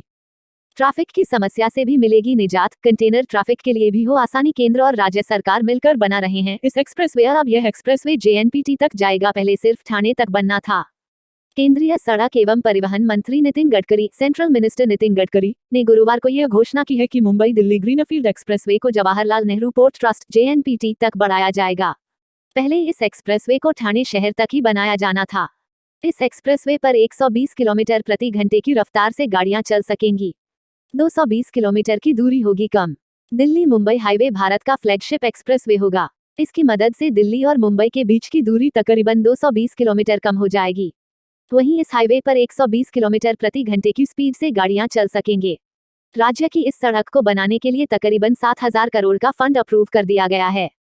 बढ़ाई गई प्रोजेक्ट की कॉस्ट। गडकरी ने बताया कि इस प्रोजेक्ट की कॉस्ट तकरीबन 5,801 करोड़ रुपए बढ़ा दी गई है। पहले सालाना 2,727 करोड़ रुपए खर्च करने का प्रावधान था। इससे राज्य में 1,035 किलोमीटर के राष्ट्रीय हाईवे का काम अच्छा और तेज गति से होगा। 429 करोड़ रुपए से 5 बड़े पुल और 10 छोटे पुलों का रिकंस्ट्रक्शन किया जाएगा। सेंट्रल रोड फंड की तरफ से भी 1,800 करोड़ रुपए अलॉट किए गए हैं। इस दौरान नितिन गडकरी के साथ मुख्यमंत्री उद्धव ठाकरे, राजस्व मंत्री बालासाहेब थोरात और नगर विकास मंत्री एकनाथ शिंदे मौजूद थे। राज्य सरकार भी बनी पार्टनर। नितिन गडकरी ने बताया कि दिल्ली मुंबई एक्सप्रेस हाईवे के लिए महाराष्ट्र सरकार, महाराष्ट्र गवर्नमेंट भी भागीदार होगी। राज्य सरकार को GST में छूट देनी होगी, साथ ही स्टील और सीमेंट की आपूर्ति करनी होगी, वो भी रॉयल्टी फ्री। उन्होंने बताया कि दिल्ली मुंबई एक्सप्रेसवे के एक्सटेंशन की वजह से इस प्रोजेक्ट की लागत 15,000 करोड़ रुपए तक बढ़ चुकी है। गडकरी ने कहा कि हम राज्य सरकार से चाहते थे कि वे 50% पैसे भूमि अधिग्रहण के लिए दें, लेकिन सरकार ने कहा कि हम जीएसटी और रॉयल्टी में छूट देकर अपनी भागीदारी निभाएंगे। वही दिल्ली एक्सप्रेसवे से कम होगी 220 किलोमीटर की दूरी, गडकरी की घोषणा। गडकरी ने बताया कि इस एक्सप्रेसवे मुंबई दिल्ली एक्सप्रेसवे के बन जाने से जहां ट्रैफिक की समस्या से निजात मिलेगी, वहीं कंटेनर ट्रैफिक के लिए भी जगह मिलेगी। दिल्ली मुंबई एक्सप्रेसवे घटाएगा 220 किलोमीटर की दूरी, ट्रैफिक की समस्या से भी मिलेगी निजात, कंटेनर ट्रैफिक के लिए भी हो आसानी। केंद्र और राज्य सरकार मिलकर बना रहे हैं इस एक्सप्रेसवे। अब यह एक्सप्रेसवे जेएनपीटी तक जाएगा, पहले सिर्फ ठाणे तक बनना था। केंद्रीय सड़क एवं परिवहन मंत्री नितिन गडकरी, सेंट्रल मिनिस्टर नितिन गडकरी ने गुरुवार को यह घोषणा की है कि मुंबई दिल्ली ग्रीनफील्ड एक्सप्रेसवे को Jawaharlal Nehru port trust JNPT तक बढ़ाया जाएगा। पहले इस एक्सप्रेसवे को ठाणे शहर तक ही बनाया जाना था। इस एक्सप्रेसवे पर 120 किलोमीटर प्रति घंटे की रफ्तार से गाड़ियां चल सकेंगी। 220 किलोमीटर की दूरी होगी कम। दिल्ली मुंबई हाईवे भारत का फ्लैगशिप एक्सप्रेसवे होगा। इसकी मदद से दिल्ली और मुंबई के बीच की दूरी तकरीबन 220 किलोमीटर कम हो जाएगी। वहीं इस हाईवे पर 120 किलोमीटर प्रति घंटे की स्पीड से गाड़ियां चल सकेंगे। राज्य की इस सड़क को बनाने के लिए तकरीबन 7,000 करोड़ का फंड अप्रूव कर दिया गया है। बढ़ाई गई प्रोजेक्ट की कॉस्ट। गडकरी ने बताया कि इस प्रोजेक्ट की कॉस्ट तकरीबन 5,801 करोड़ रुपए बढ़ा दी गई है। पहले सालाना 2,727 करोड़ रुपए खर्च करने का प्रावधान था। इससे राज्य में 1,035 किलोमीटर के राष्ट्रीय हाईवे का काम अच्छा और तेज गति से होगा। 429 करोड़ रुपए से 5 बड़े पुल और 10 छोटे पुलों का रिकंस्ट्रक्शन किया जाएगा। सेंट्रल रोड फंड की तरफ से भी 1,800 करोड़ रुपए अलॉट किए गए हैं। इस दौरान नितिन गडकरी के साथ मुख्यमंत्री उद्धव ठाकरे, राजस्व मंत्री बालासाहेब थोरात और नगर विकास मंत्री एकनाथ शिंदे मौजूद थे। राज्य सरकार भी बनी पार्टनर। नितिन गडकरी ने बताया कि दिल्ली मुंबई एक्सप्रेस हाईवे के लिए महाराष्ट्र सरकार, महाराष्ट्र गवर्नमेंट भी भागीदार होगी। राज्य सरकार को जीएसटी में छूट देनी होगी, साथ ही स्टील और सीमेंट की आपूर्ति करनी होगी, वो भी रॉयल्टी फ्री। उन्होंने बताया कि दिल्ली मुंबई एक्सप्रेसवे के एक्सटेंशन की वजह से इस प्रोजेक्ट की लागत 15,000 करोड़ रुपए तक बढ़ चुकी है। गडकरी ने कहा कि हम राज्य सरकार से चाहते थे कि वे 50% पैसे भूमि अधिग्रहण के लिए दें, लेकिन सरकार ने कहा कि हम जीएसटी और रॉयल्टी में छूट देकर अपनी भागीदारी निभाएंगे। सिर्फ 13 घंटे में दिल्ली से मुंबई। कहां तक पहुंचा दिल्ली मुंबई एक्सप्रेसवे का काम। एक्सप्रेसवे के पूरा होने पर दिल्ली मुंबई के बीच की दूरी 150 किलोमीटर कम हो जाएगी। यात्रा का समय भी 24 घंटे से घटकर 13 घंटे रह जाएगा। दिल्ली मुंबई एक्सप्रेसवे का काम लगातार जारी है। करीब 1,261 किलोमीटर का यह प्रोजेक्ट करीब 1 लाख करोड़ रुपए की लागत से बन रहा है। इसमें 497 किलोमीटर के हिस्से पर काम जारी है और जल्द ही 162 किलोमीटर के एक अन्य हिस्से पर भी काम शुरू होने वाला है। इसके लिए टेंडर जारी हो चुका है। वहीं 569 किलोमीटर हिस्से के लिए बिडिंग की प्रक्रिया जारी है। 8 लेन के इस एक्सप्रेसवे का निर्माण इंजीनियरिंग, प्रोक्यूरमेंट और कंस्ट्रक्शन ईपीसी रूट के जरिए किया जा रहा है। इस एक्सप्रेसवे के पूरा होने पर दोनों शहरों के बीच की दूरी 150 किलोमीटर कम हो जाएगी और यात्रा का समय भी 24 घंटे से घटकर 13 घंटे रह जाएगा। दिल्ली मुंबई एक्सप्रेसवे 2023-24 तक बनकर तैयार हो सकता है। यही प्रोजेक्ट इस लिहाज से भी अहम हो गया था कि क्योंकि दिल्ली मुंबई नेशनल कॉरिडोर के साथ स्वर्ण चतुर्भुज का NH-48 पर भारी भीड़ हो गई है। 6 लेन का यह कॉरिडोर देश के रोड नेटवर्क का एक महत्वपूर्ण हिस्सा है। इस पर औसत ट्रैफिक करीब 80,000 पैसेंजर कार यूनिट PCUS है। एक आकलन के अनुसार यह जल्द ही बढ़कर 100,000 PCUS हो जाएगा। जून की अपनी रिपोर्ट में ब्रोकरेज फर्म क्रेडिट सुइस ने कहा था, ऐसा पहली बार हो रहा है जब national highway authority of India NHAI इतने बड़े प्रोजेक्ट के लिए ग्रीनफील्ड योजना पर काम कर रहा है। इससे प्रोजेक्ट की लागत कम होगी और निर्माण समय भी कम लगेगा। जमीन अधिग्रहण कम करना पड़ा है और कॉरिडोर के लिए लोगों का पुनर्वास भी कम हुआ है। 5 राज्यों से गुजरेगा एक्सप्रेसवे। सड़क परिवहन एवं राजमार्ग मंत्रालय मौत ने कहा है कि हरियाणा, राजस्थान, मध्य प्रदेश, गुजरात और महाराष्ट्र से गुजरने वाले दिल्ली मुंबई एक्सप्रेसवे से जयपुर, कोटा, चित्तौड़गढ़, इंदौर, उज्जैन, भोपाल, अहमदाबाद और वडोदरा की कनेक्टिविटी आसान हो जाएगी। दूरी और समय कम होने से इसका आर्थिक फायदा भी होने की उम्मीद है। एक्सप्रेसवे से दूरी कम होने से लॉजिस्टिक लागत कॉरिडोर पर करीब 8-9% कम होगी और इससे लाइफटाइम करीब 1 लाख करोड़ रुपए की बचत होगी। दूरी, समय और तेल की खपत कम होगी, इससे विदेशी मुद्रा की भी बचत होगी। कॉरिडोर पर नियंत्रित एक्सेस होगा। दोनों तरह 75 एमिनिटीज का एक नेटवर्क खड़ा करने की योजना बनाई गई है जो 50 किलोमीटर के अंतराल पर होगी। सरकार इस 8 लेन का ऐसे निर्माण कराने का प्रावधान लेकर चल रही है, जिसे भविष्य में 12 लेन तक बढ़ाया जा सकता है। इसे 120 किलोमीटर प्रति घंटे की रफ्तार से सफर के लिहाज से डिजाइन किया गया है। हर साल 32 करोड़ लीटर तेल की बचत। सड़क मंत्रालय का अनुमान है कि इस एक्सप्रेसवे से करीब 32 करोड़ लीटर तेल की सालाना बचत होगी। वहीं प्रति लीटर 2.68 किलो का CO2 उत्सर्जन मानकर चले तो हर साल 85.7 करोड़ किलो CO2 उत्सर्जन कम होगा। तुलनात्मक नजरिए से देखें तो इतना उत्सर्जन कम करने के लिए 4 लाख पेड़ की जरूरत होगी। इसमें प्रति एकड़ 80 पेड़ होने चाहिए। इसके लिए वन विभाग को करीब 2 लाख हेक्टेयर की आवश्यकता होगी। भारतमाला परियोजना का पहला फेज। दिल्ली मुंबई एक्सप्रेसवे का निर्माण भारतमाला परियोजना के पहले चरण के तहत किया जा रहा है। भारतमाला परियोजना के तहत 34,800 किलोमीटर का राष्ट्रीय राजमार्ग प्रस्तावित है। इस पर काम 2017 से शुरू हो और इसे अगले 5 साल में पूरा करना है। विश्लेषकों का कहना है कि पहला चरण कम से कम 2 साल लेट होगा। रेटिंग एजेंसी इकरा का कहना है कि यह 2025-26 तक पूरा होगा। देश भर में सामान ढुलाई और यात्री परिवहन के लिए भारतमाला परियोजना एक महत्वपूर्ण इंफ्रास्ट्रक्चर प्रोजेक्ट है। 13 घंटे में दिल्ली से मुंबई। कहां तक पहुंचा दिल्ली मुंबई एक्सप्रेसवे का काम। एक्सप्रेसवे के पूरा होने पर दिल्ली मुंबई के बीच की दूरी 150 किलोमीटर कम हो जाएगी। यात्रा का समय भी 24 घंटे से घटकर 13 घंटे रह जाएगा। दिल्ली मुंबई एक्सप्रेसवे का काम लगातार जारी है। करीब 1261 किलोमीटर का यह प्रोजेक्ट करीब 1 लाख करोड़ रुपए की लागत से बन रहा है। इसमें 497 किलोमीटर के हिस्से पर काम जारी है और जल्द ही 162 किलोमीटर के एक अन्य हिस्से पर भी काम शुरू होने वाला है। इसके लिए टेंडर जारी हो चुका है। वहीं 569 किलोमीटर हिस्से के लिए बिडिंग की प्रक्रिया जारी है। 8 लेन के इस एक्सप्रेसवे का निर्माण इंजीनियरिंग, प्रोक्यूरमेंट और कंस्ट्रक्शन EPC रूट के जरिए किया जा रहा है। इस एक्सप्रेसवे के पूरा होने पर दोनों शहरों के बीच की दूरी 150 किलोमीटर कम हो जाएगी और यात्रा का समय भी 24 घंटे से घटकर 13 घंटे रह जाएगा। दिल्ली मुंबई एक्सप्रेसवे 2023-24 तक बनकर तैयार हो सकता है। यही प्रोजेक्ट इस लिहाज से भी अहम हो गया था कि क्योंकि दिल्ली मुंबई नेशनल कॉरिडोर के साथ स्वर्ण चतुर्भुज का NH48 पर भारी भीड़ हो गई है। 6 लेन का यह कॉरिडोर देश के रोड नेटवर्क का एक महत्वपूर्ण हिस्सा है। इस पर औसत ट्रैफिक करीब 80,000 पैसेंजर कार यूनिट PCUS है। एक आकलन के अनुसार यह जल्द ही बढ़कर 100,000 PCUS हो जाएगा। जून की अपनी रिपोर्ट में ब्रोकरेज फर्म क्रेडिट स्विस ने कहा था, ऐसा पहली बार हो रहा है जब national highway authority of India NHAI इतने बड़े प्रोजेक्ट के लिए ग्रीनफील्ड योजना पर काम कर रहा है। इससे प्रोजेक्ट की लागत कम होगी और निर्माण समय भी कम लगेगा। जमीन अधिग्रहण कम करना पड़ा है और कॉरिडोर के लिए लोगों का पुनर्वास भी कम हुआ है। 5 राज्यों से गुजरेगा एक्सप्रेसवे। सड़क परिवहन एवं राजमार्ग मंत्रालय मौत ने कहा है कि हरियाणा, राजस्थान, मध्य प्रदेश, गुजरात और महाराष्ट्र से गुजरने वाले दिल्ली मुंबई एक्सप्रेसवे से जयपुर, कोटा, चित्तौड़गढ़, इंदौर, उज्जैन, भोपाल, अहमदाबाद और वडोदरा की कनेक्टिविटी आसान हो जाएगी। दूरी और समय कम होने से इसका आर्थिक फायदा भी होने की उम्मीद है। एक्सप्रेसवे से दूरी कम होने से लॉजिस्टिक लागत कॉरिडोर पर करीब 8-9% कम होगी और इससे लाइफटाइम करीब 1 लाख करोड़ रुपए की बचत होगी। दूरी, समय और तेल की खपत कम होगी, इससे विदेशी मुद्रा की भी बचत होगी। कॉरिडोर पर नियंत्रित एक्सेस होगा। दोनों तरह 75 एमिनिटीज का एक नेटवर्क खड़ा करने की योजना बनाई गई है जो 50 किलोमीटर के अंतराल पर होगी। सरकार इस 8 लेन का ऐसे निर्माण कराने का प्रावधान लेकर चल रही है जिसे भविष्य में 12 लेन तक बढ़ाया जा सकता है। इसे 120 किलोमीटर प्रति घंटे की रफ्तार से सफर के लिहाज से डिजाइन किया गया है। हर साल 32 करोड़ लीटर तेल की बचत। सड़क मंत्रालय का अनुमान है कि इस एक्सप्रेसवे से करीब 32 करोड़ लीटर तेल की सालाना बचत होगी। वहीं प्रति लीटर 2.68 किलो का CO2 उत्सर्जन मानकर चले तो हर साल 85.7 करोड़ किलो CO2 उत्सर्जन कम होगा।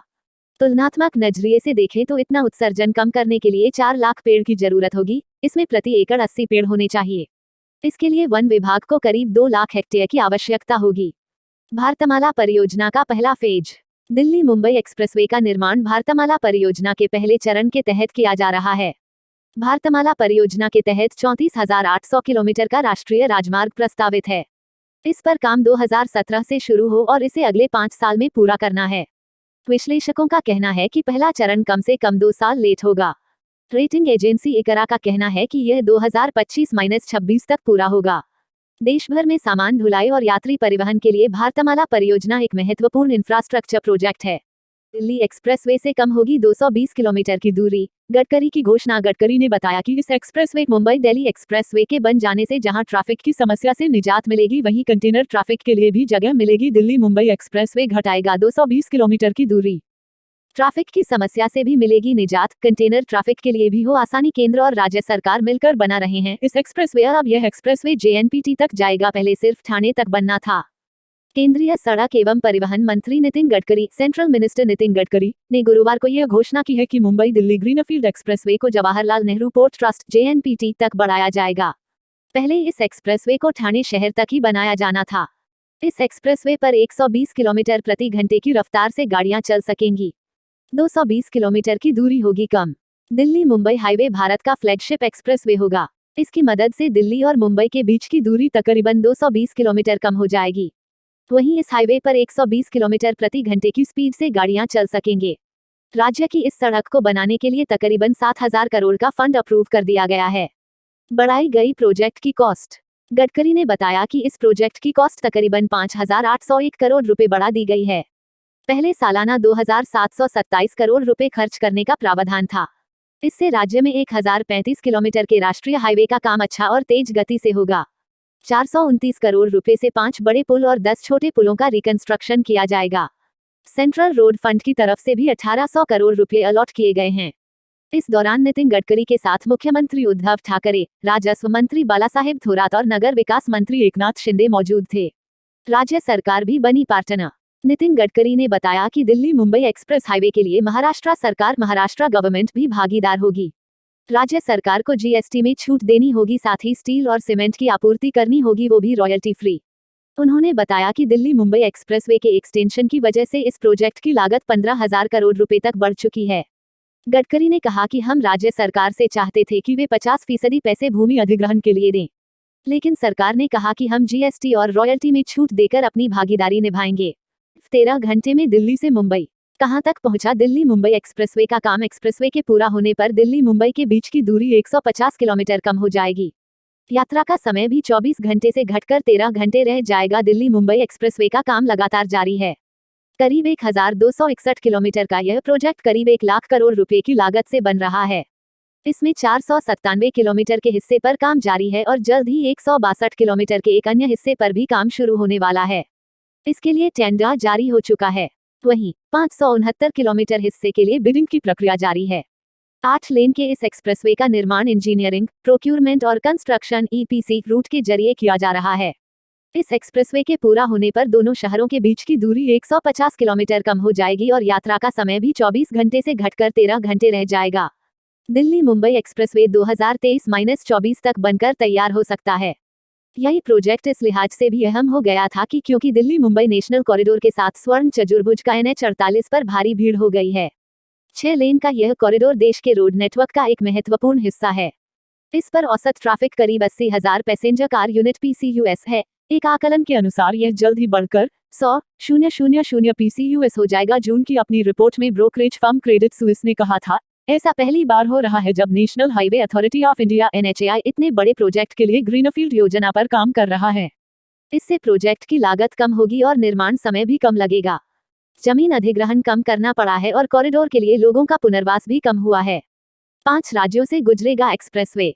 सड़क परिवहन एवं राजमार्ग मंत्रालय मौत ने कहा है कि हरियाणा, राजस्थान, मध्य प्रदेश, गुजरात और महाराष्ट्र से गुजरने वाले दिल्ली मुंबई एक्सप्रेसवे से जयपुर, कोटा, चित्तौड़गढ़, इंदौर, उज्जैन, भोपाल, अहमदाबाद और वडोदरा की कनेक्टिविटी आसान हो जाएगी। दूरी और समय कम होने से इसका आर्थिक फायदा भी होने की उम्मीद है। एक्सप्रेसवे से दूरी कम होने से लॉजिस्टिक लागत कॉरिडोर पर करीब 8-9% कम होगी और इससे लाइफटाइम करीब 1 लाख करोड़ रुपए की बचत होगी। दूरी, समय और तेल की खपत कम होगी, इससे विदेशी मुद्रा की भी बचत होगी। कॉरिडोर पर नियंत्रित एक्सेस होगा। दोनों तरह 75 एमिनिटीज का एक नेटवर्क खड़ा करने की योजना बनाई गई है जो 50 किलोमीटर के अंतराल पर होगी। सरकार इस 8 लेन का ऐसे निर्माण कराने का प्रावधान लेकर चल रही है जिसे भविष्य में 12 लेन तक बढ़ाया जा सकता है। इसे 120 किलोमीटर प्रति घंटे की रफ्तार से सफर के लिहाज से डिजाइन किया गया है। हर साल 32 करोड़ लीटर तेल की बचत। सड़क मंत्रालय का अनुमान है कि इस एक्सप्रेसवे से करीब 32 करोड़ लीटर तेल की सालाना बचत होगी।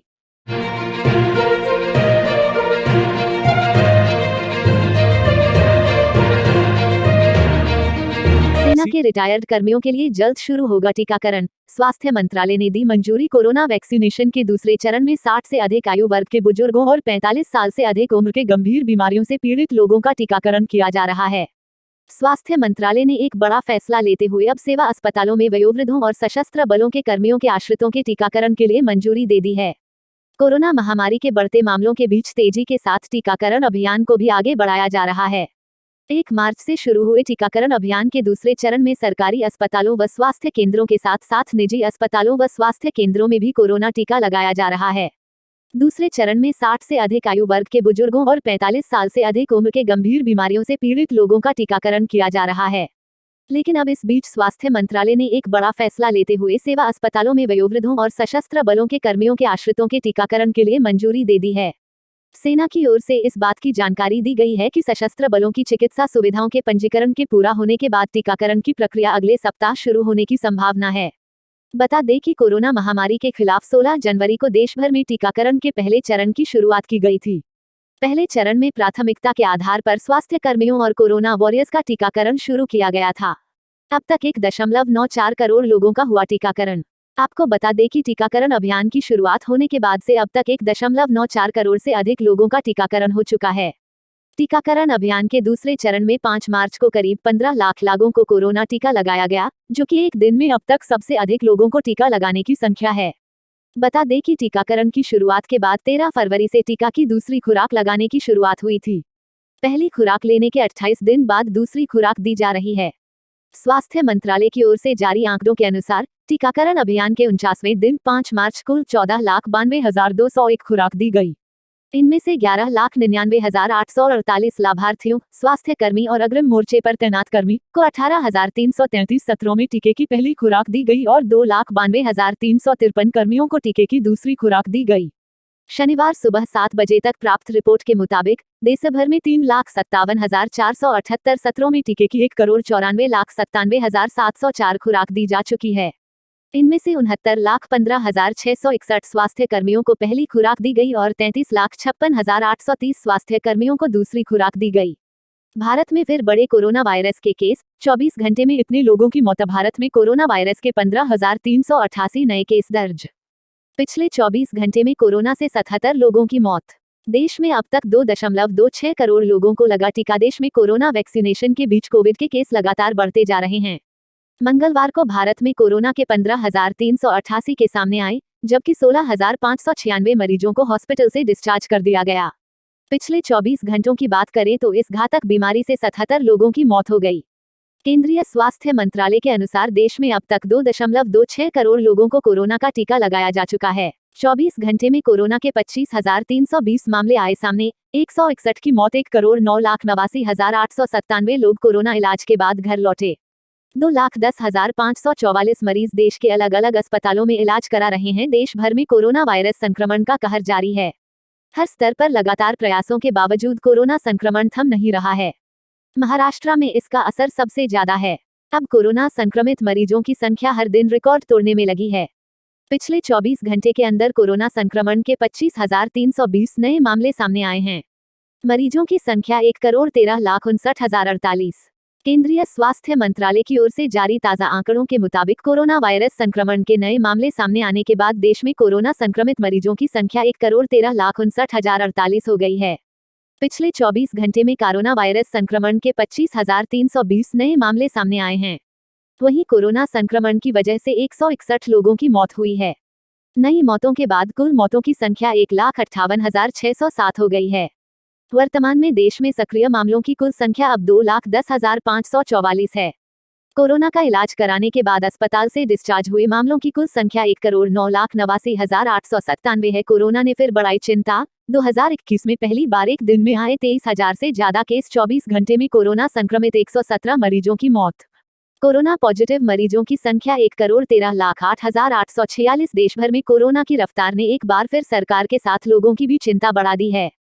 साल 2021 में पहली बार 24 घंटे के अंदर 23,000 से ज्यादा मामले सामने आए हैं। साथ ही गुरुवार को कोरोना संक्रमित 117 मरीजों ने दम तोड़ दिया।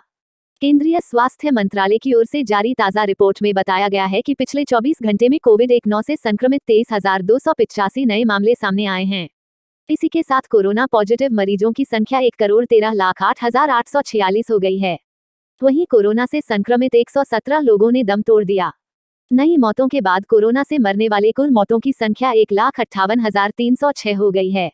अभी तक देश में कोरोना संक्रमण से संबंधित सक्रिय मामलों की कुल संख्या 1,97,237 है। कोरोना इलाज के बाद स्वस्थ होकर घर लौटने वालों की संख्या 1,09,53,303 हो गई है। दूसरी तरफ देश भर में कोरोना टीकाकरण अभियान भी तेजी से जारी है।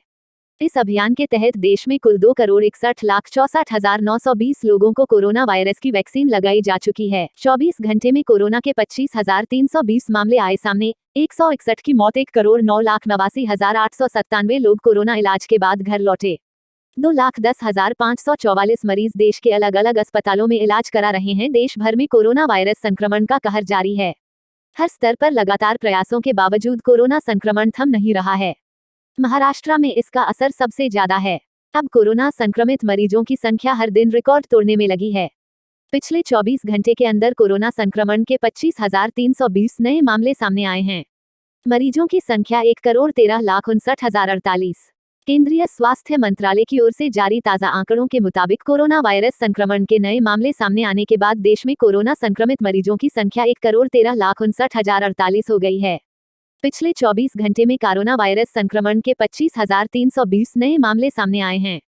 वहीं कोरोना संक्रमण की वजह से 161 लोगों की मौत हुई है। नई मौतों के बाद कुल मौतों की संख्या 1,58,607 हो गई है। वर्तमान में देश में सक्रिय मामलों की कुल संख्या अब 2,10,544 है। कोरोना का इलाज कराने के बाद अस्पताल से डिस्चार्ज हुए मामलों की कुल संख्या 1,09,89,897 है। कोरोना ने फिर बढ़ाई चिंता। 2021 में पहली बार एक दिन में आए 23,000 से ज्यादा केस। 24 घंटे में कोरोना संक्रमित 117 मरीजों की मौत। कोरोना पॉजिटिव मरीजों की संख्या 1,13,08,846। देश भर में कोरोना की रफ्तार ने एक बार फिर सरकार के साथ लोगों की भी चिंता बढ़ा दी है। साल 2021 में पहली बार 24 घंटे के अंदर 23,000 से ज्यादा मामले सामने आए हैं। साथ ही गुरुवार को कोरोना संक्रमित 117 मरीजों ने दम तोड़ दिया। केंद्रीय स्वास्थ्य मंत्रालय की ओर से जारी ताजा रिपोर्ट में बताया गया है कि पिछले 24 घंटे में कोविड-19 से संक्रमित 23,285 नए मामले सामने आए हैं। इसी के साथ कोरोना पॉजिटिव मरीजों की संख्या 1,13,08,846 हो गई है। वहीं कोरोना से संक्रमित 117 लोगों ने दम तोड़ दिया। नई मौतों के बाद कोरोना से मरने वाले कुल मौतों की संख्या 1,58,306 हो गई है। अभी तक देश में कोरोना संक्रमण से संबंधित सक्रिय मामलों की कुल संख्या 1,97,237 है। कोरोना इलाज के बाद स्वस्थ होकर घर लौटने वालों की संख्या 1,09,53,303 हो गई है। दूसरी तरफ देश भर में कोरोना टीकाकरण अभियान भी तेजी से जारी है। इस अभियान के तहत देश में कुल 2,61,64,920 लोगों को कोरोना वायरस की वैक्सीन लगाई जा चुकी है। सेना के रिटायर्ड कर्मियों के लिए जल्द शुरू होगा टीकाकरण। स्वास्थ्य मंत्रालय ने दी मंजूरी। कोरोना वैक्सीनेशन के दूसरे चरण में 60 से अधिक आयु वर्ग के बुजुर्गों और 45 साल से अधिक उम्र के गंभीर बीमारियों से पीड़ित लोगों का टीकाकरण किया जा रहा है। स्वास्थ्य मंत्रालय ने एक बड़ा फैसला लेते हुए अब सेवा अस्पतालों में वयोवृद्धों और सशस्त्र बलों के कर्मियों के आश्रितों के टीकाकरण के लिए मंजूरी दे दी है। कोरोना महामारी के बढ़ते मामलों के बीच तेजी के साथ टीकाकरण अभियान को भी आगे बढ़ाया जा रहा है। 1 मार्च से शुरू हुए टीकाकरण अभियान के दूसरे चरण में सरकारी अस्पतालों व स्वास्थ्य केंद्रों के साथ साथ निजी अस्पतालों व स्वास्थ्य केंद्रों में भी कोरोना टीका लगाया जा रहा है। दूसरे चरण में 60 से अधिक आयु वर्ग के बुजुर्गों और 45 साल से अधिक उम्र के गंभीर बीमारियों से पीड़ित लोगों का टीकाकरण किया जा रहा है। लेकिन अब इस बीच स्वास्थ्य मंत्रालय ने एक बड़ा फैसला लेते हुए सेवा अस्पतालों में वयोवृद्धों और सशस्त्र बलों के कर्मियों के आश्रितों के टीकाकरण के लिए मंजूरी दे दी है। सेना की ओर से इस बात की जानकारी दी गई है कि सशस्त्र बलों की चिकित्सा सुविधाओं के पंजीकरण के पूरा होने के बाद टीकाकरण की प्रक्रिया अगले सप्ताह शुरू होने की संभावना है। बता दें कि कोरोना महामारी के खिलाफ 16 जनवरी को देश भर में टीकाकरण के पहले चरण की शुरुआत की गई थी। पहले चरण में प्राथमिकता के आधार पर स्वास्थ्य कर्मियों और कोरोना वॉरियर्स का टीकाकरण शुरू किया गया था। अब तक 1.94 करोड़ लोगों का हुआ टीकाकरण। आपको बता दें कि टीकाकरण अभियान की शुरुआत होने के बाद से अब तक 1.94 करोड़ से अधिक लोगों का टीकाकरण हो चुका है। टीकाकरण अभियान के दूसरे चरण में 5 मार्च को करीब 15 लाख लोगों को कोरोना टीका लगाया गया, जो कि एक दिन में अब तक सबसे अधिक लोगों को टीका लगाने की संख्या है। बता दें कि टीकाकरण की शुरुआत के बाद 13 फरवरी से टीका की दूसरी खुराक लगाने की शुरुआत हुई थी। पहली खुराक लेने के 28 दिन बाद दूसरी खुराक दी जा रही है। स्वास्थ्य मंत्रालय की ओर से जारी आंकड़ों के अनुसार टीकाकरण अभियान के 49वें दिन 5 मार्च कुल 14,92,201 खुराक दी गई। इनमें से 11,99,848 लाभार्थियों, स्वास्थ्य कर्मी और अग्रिम मोर्चे पर तैनात कर्मी को 18,333 सत्रों में टीके की पहली खुराक दी गई और 2,92,353 कर्मियों को टीके की दूसरी खुराक दी गई। शनिवार सुबह 7 बजे तक प्राप्त रिपोर्ट के मुताबिक देश भर में 3,57,478 सत्रों में टीके की 1,94,97,704 खुराक दी जा चुकी है। इनमें से 69,15,661 स्वास्थ्य कर्मियों को पहली खुराक दी गई और 33,56,830 स्वास्थ्य कर्मियों को दूसरी खुराक दी गई। भारत में फिर बड़े कोरोना वायरस के केस, 24 घंटे में इतने लोगों की मौत। भारत में कोरोना वायरस के 15,388 नए केस दर्ज। पिछले 24 घंटे में कोरोना से 77 लोगों की मौत। देश में अब तक 2.26 करोड़ लोगों को लगा टीका। देश में कोरोना वैक्सीनेशन के बीच कोविड के केस लगातार बढ़ते जा रहे हैं। मंगलवार को भारत में कोरोना के 15,388 के सामने आए, जबकि 16,596 मरीजों को हॉस्पिटल से डिस्चार्ज कर दिया गया। पिछले 24 घंटों की बात करें तो इस घातक बीमारी से 77 लोगों की मौत हो गई। केंद्रीय स्वास्थ्य मंत्रालय के अनुसार देश में अब तक 2.26 करोड़ लोगों को कोरोना का टीका लगाया जा चुका है। 24 घंटे में कोरोना के 25,320 मामले आए सामने, 161 की मौत। 1,09,89,897 लोग कोरोना इलाज के बाद घर लौटे। 2,10,544 मरीज देश के अलग अलग अस्पतालों में इलाज करा रहे हैं। देश भर में कोरोना वायरस संक्रमण का कहर जारी है। हर स्तर पर लगातार प्रयासों के बावजूद कोरोना संक्रमण थम नहीं रहा है। महाराष्ट्र में इसका असर सबसे ज्यादा है। अब कोरोना संक्रमित मरीजों की संख्या हर दिन रिकॉर्ड तोड़ने में लगी है। पिछले 24 घंटे के अंदर कोरोना संक्रमण के 25,320 नए मामले सामने आए हैं। मरीजों की संख्या 1,13,59,048। केंद्रीय स्वास्थ्य मंत्रालय की ओर से जारी ताजा आंकड़ों के मुताबिक कोरोना वायरस संक्रमण के नए मामले सामने आने के बाद देश में कोरोना संक्रमित मरीजों की संख्या 1,13,59,048 हो गई है।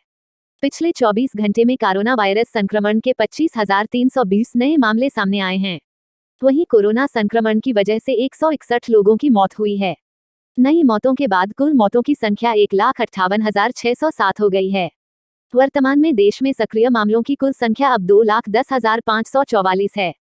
कोरोना का इलाज कराने के बाद अस्पताल से डिस्चार्ज हुए मामलों की कुल संख्या 1,09,89,897 है। कोरोना ने फिर बढ़ाई चिंता। 2021 में पहली बार एक दिन में आए 23,000 से ज्यादा केस। 24 घंटे में कोरोना संक्रमित 117 मरीजों की मौत।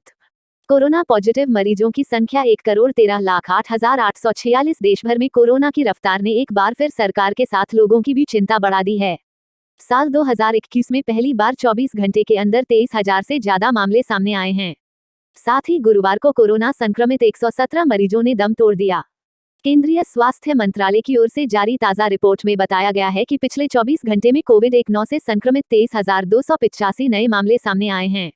इसी के साथ कोरोना पॉजिटिव मरीजों की संख्या 1,13,08,846 हो गई है। वहीं कोरोना से संक्रमित 117 लोगों ने दम तोड़ दिया। नई मौतों के बाद कोरोना से मरने वाले कुल मौतों की संख्या 1,58,306 हो गई है। अभी तक देश में कोरोना संक्रमण से संबंधित सक्रिय मामलों की कुल संख्या 1,97,237 है। कोरोना इलाज के बाद स्वस्थ होकर घर लौटने वालों की संख्या 1,09,53,303 हो गई है। दूसरी तरफ देश भर में कोरोना टीकाकरण अभियान भी तेजी से जारी है।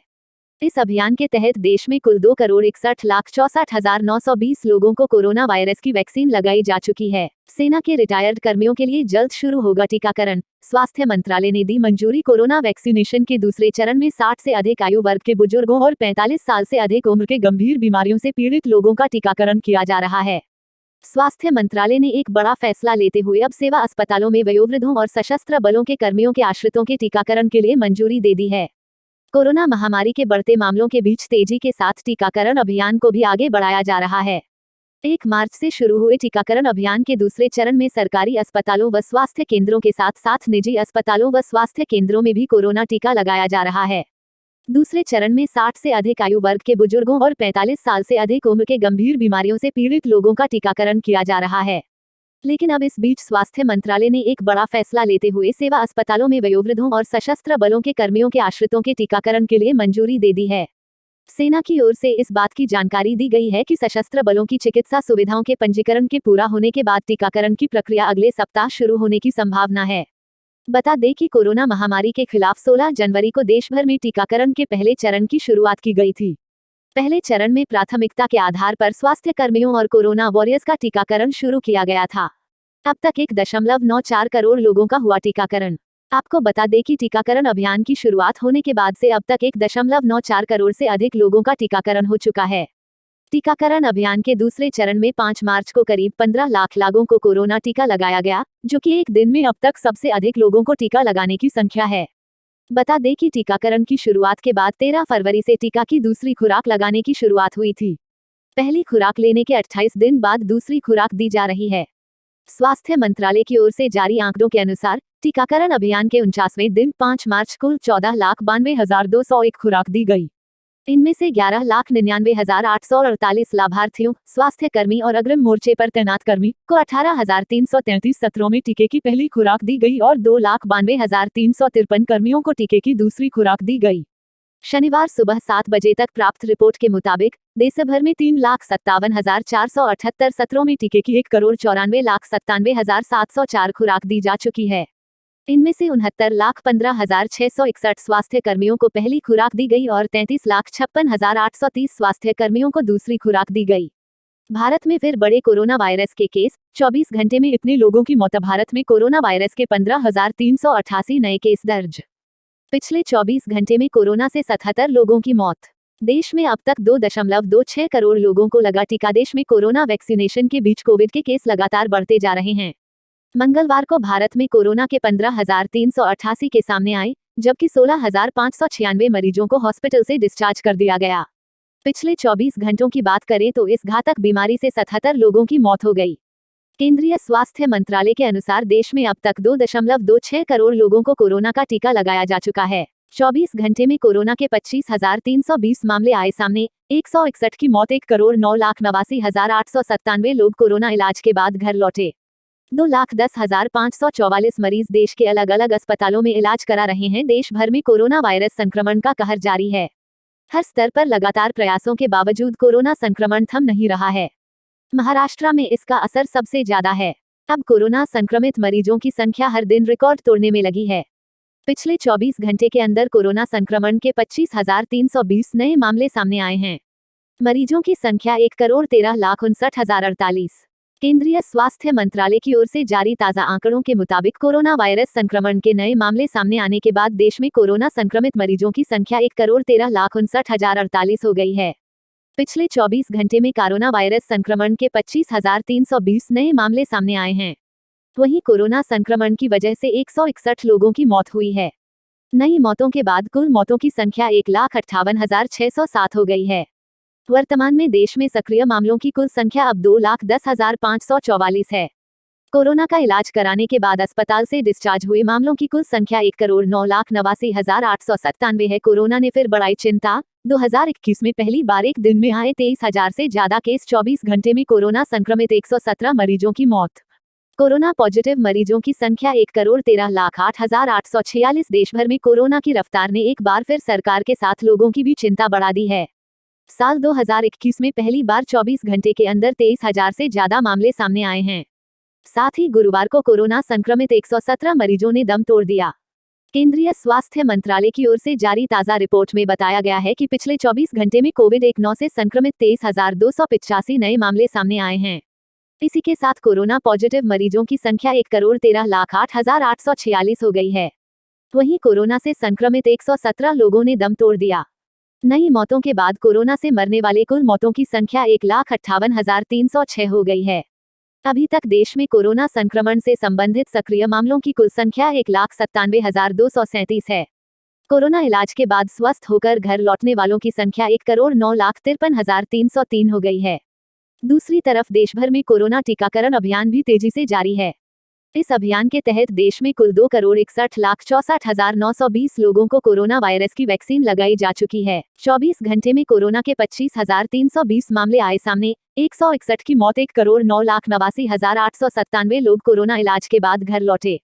2,10,544 मरीज देश के अलग अलग अस्पतालों में इलाज करा रहे हैं। देश भर में कोरोना वायरस संक्रमण का कहर जारी है।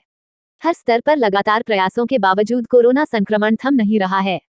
महाराष्ट्र में इसका असर सबसे ज्यादा है। अब कोरोना संक्रमित मरीजों की संख्या हर दिन रिकॉर्ड तोड़ने में लगी है।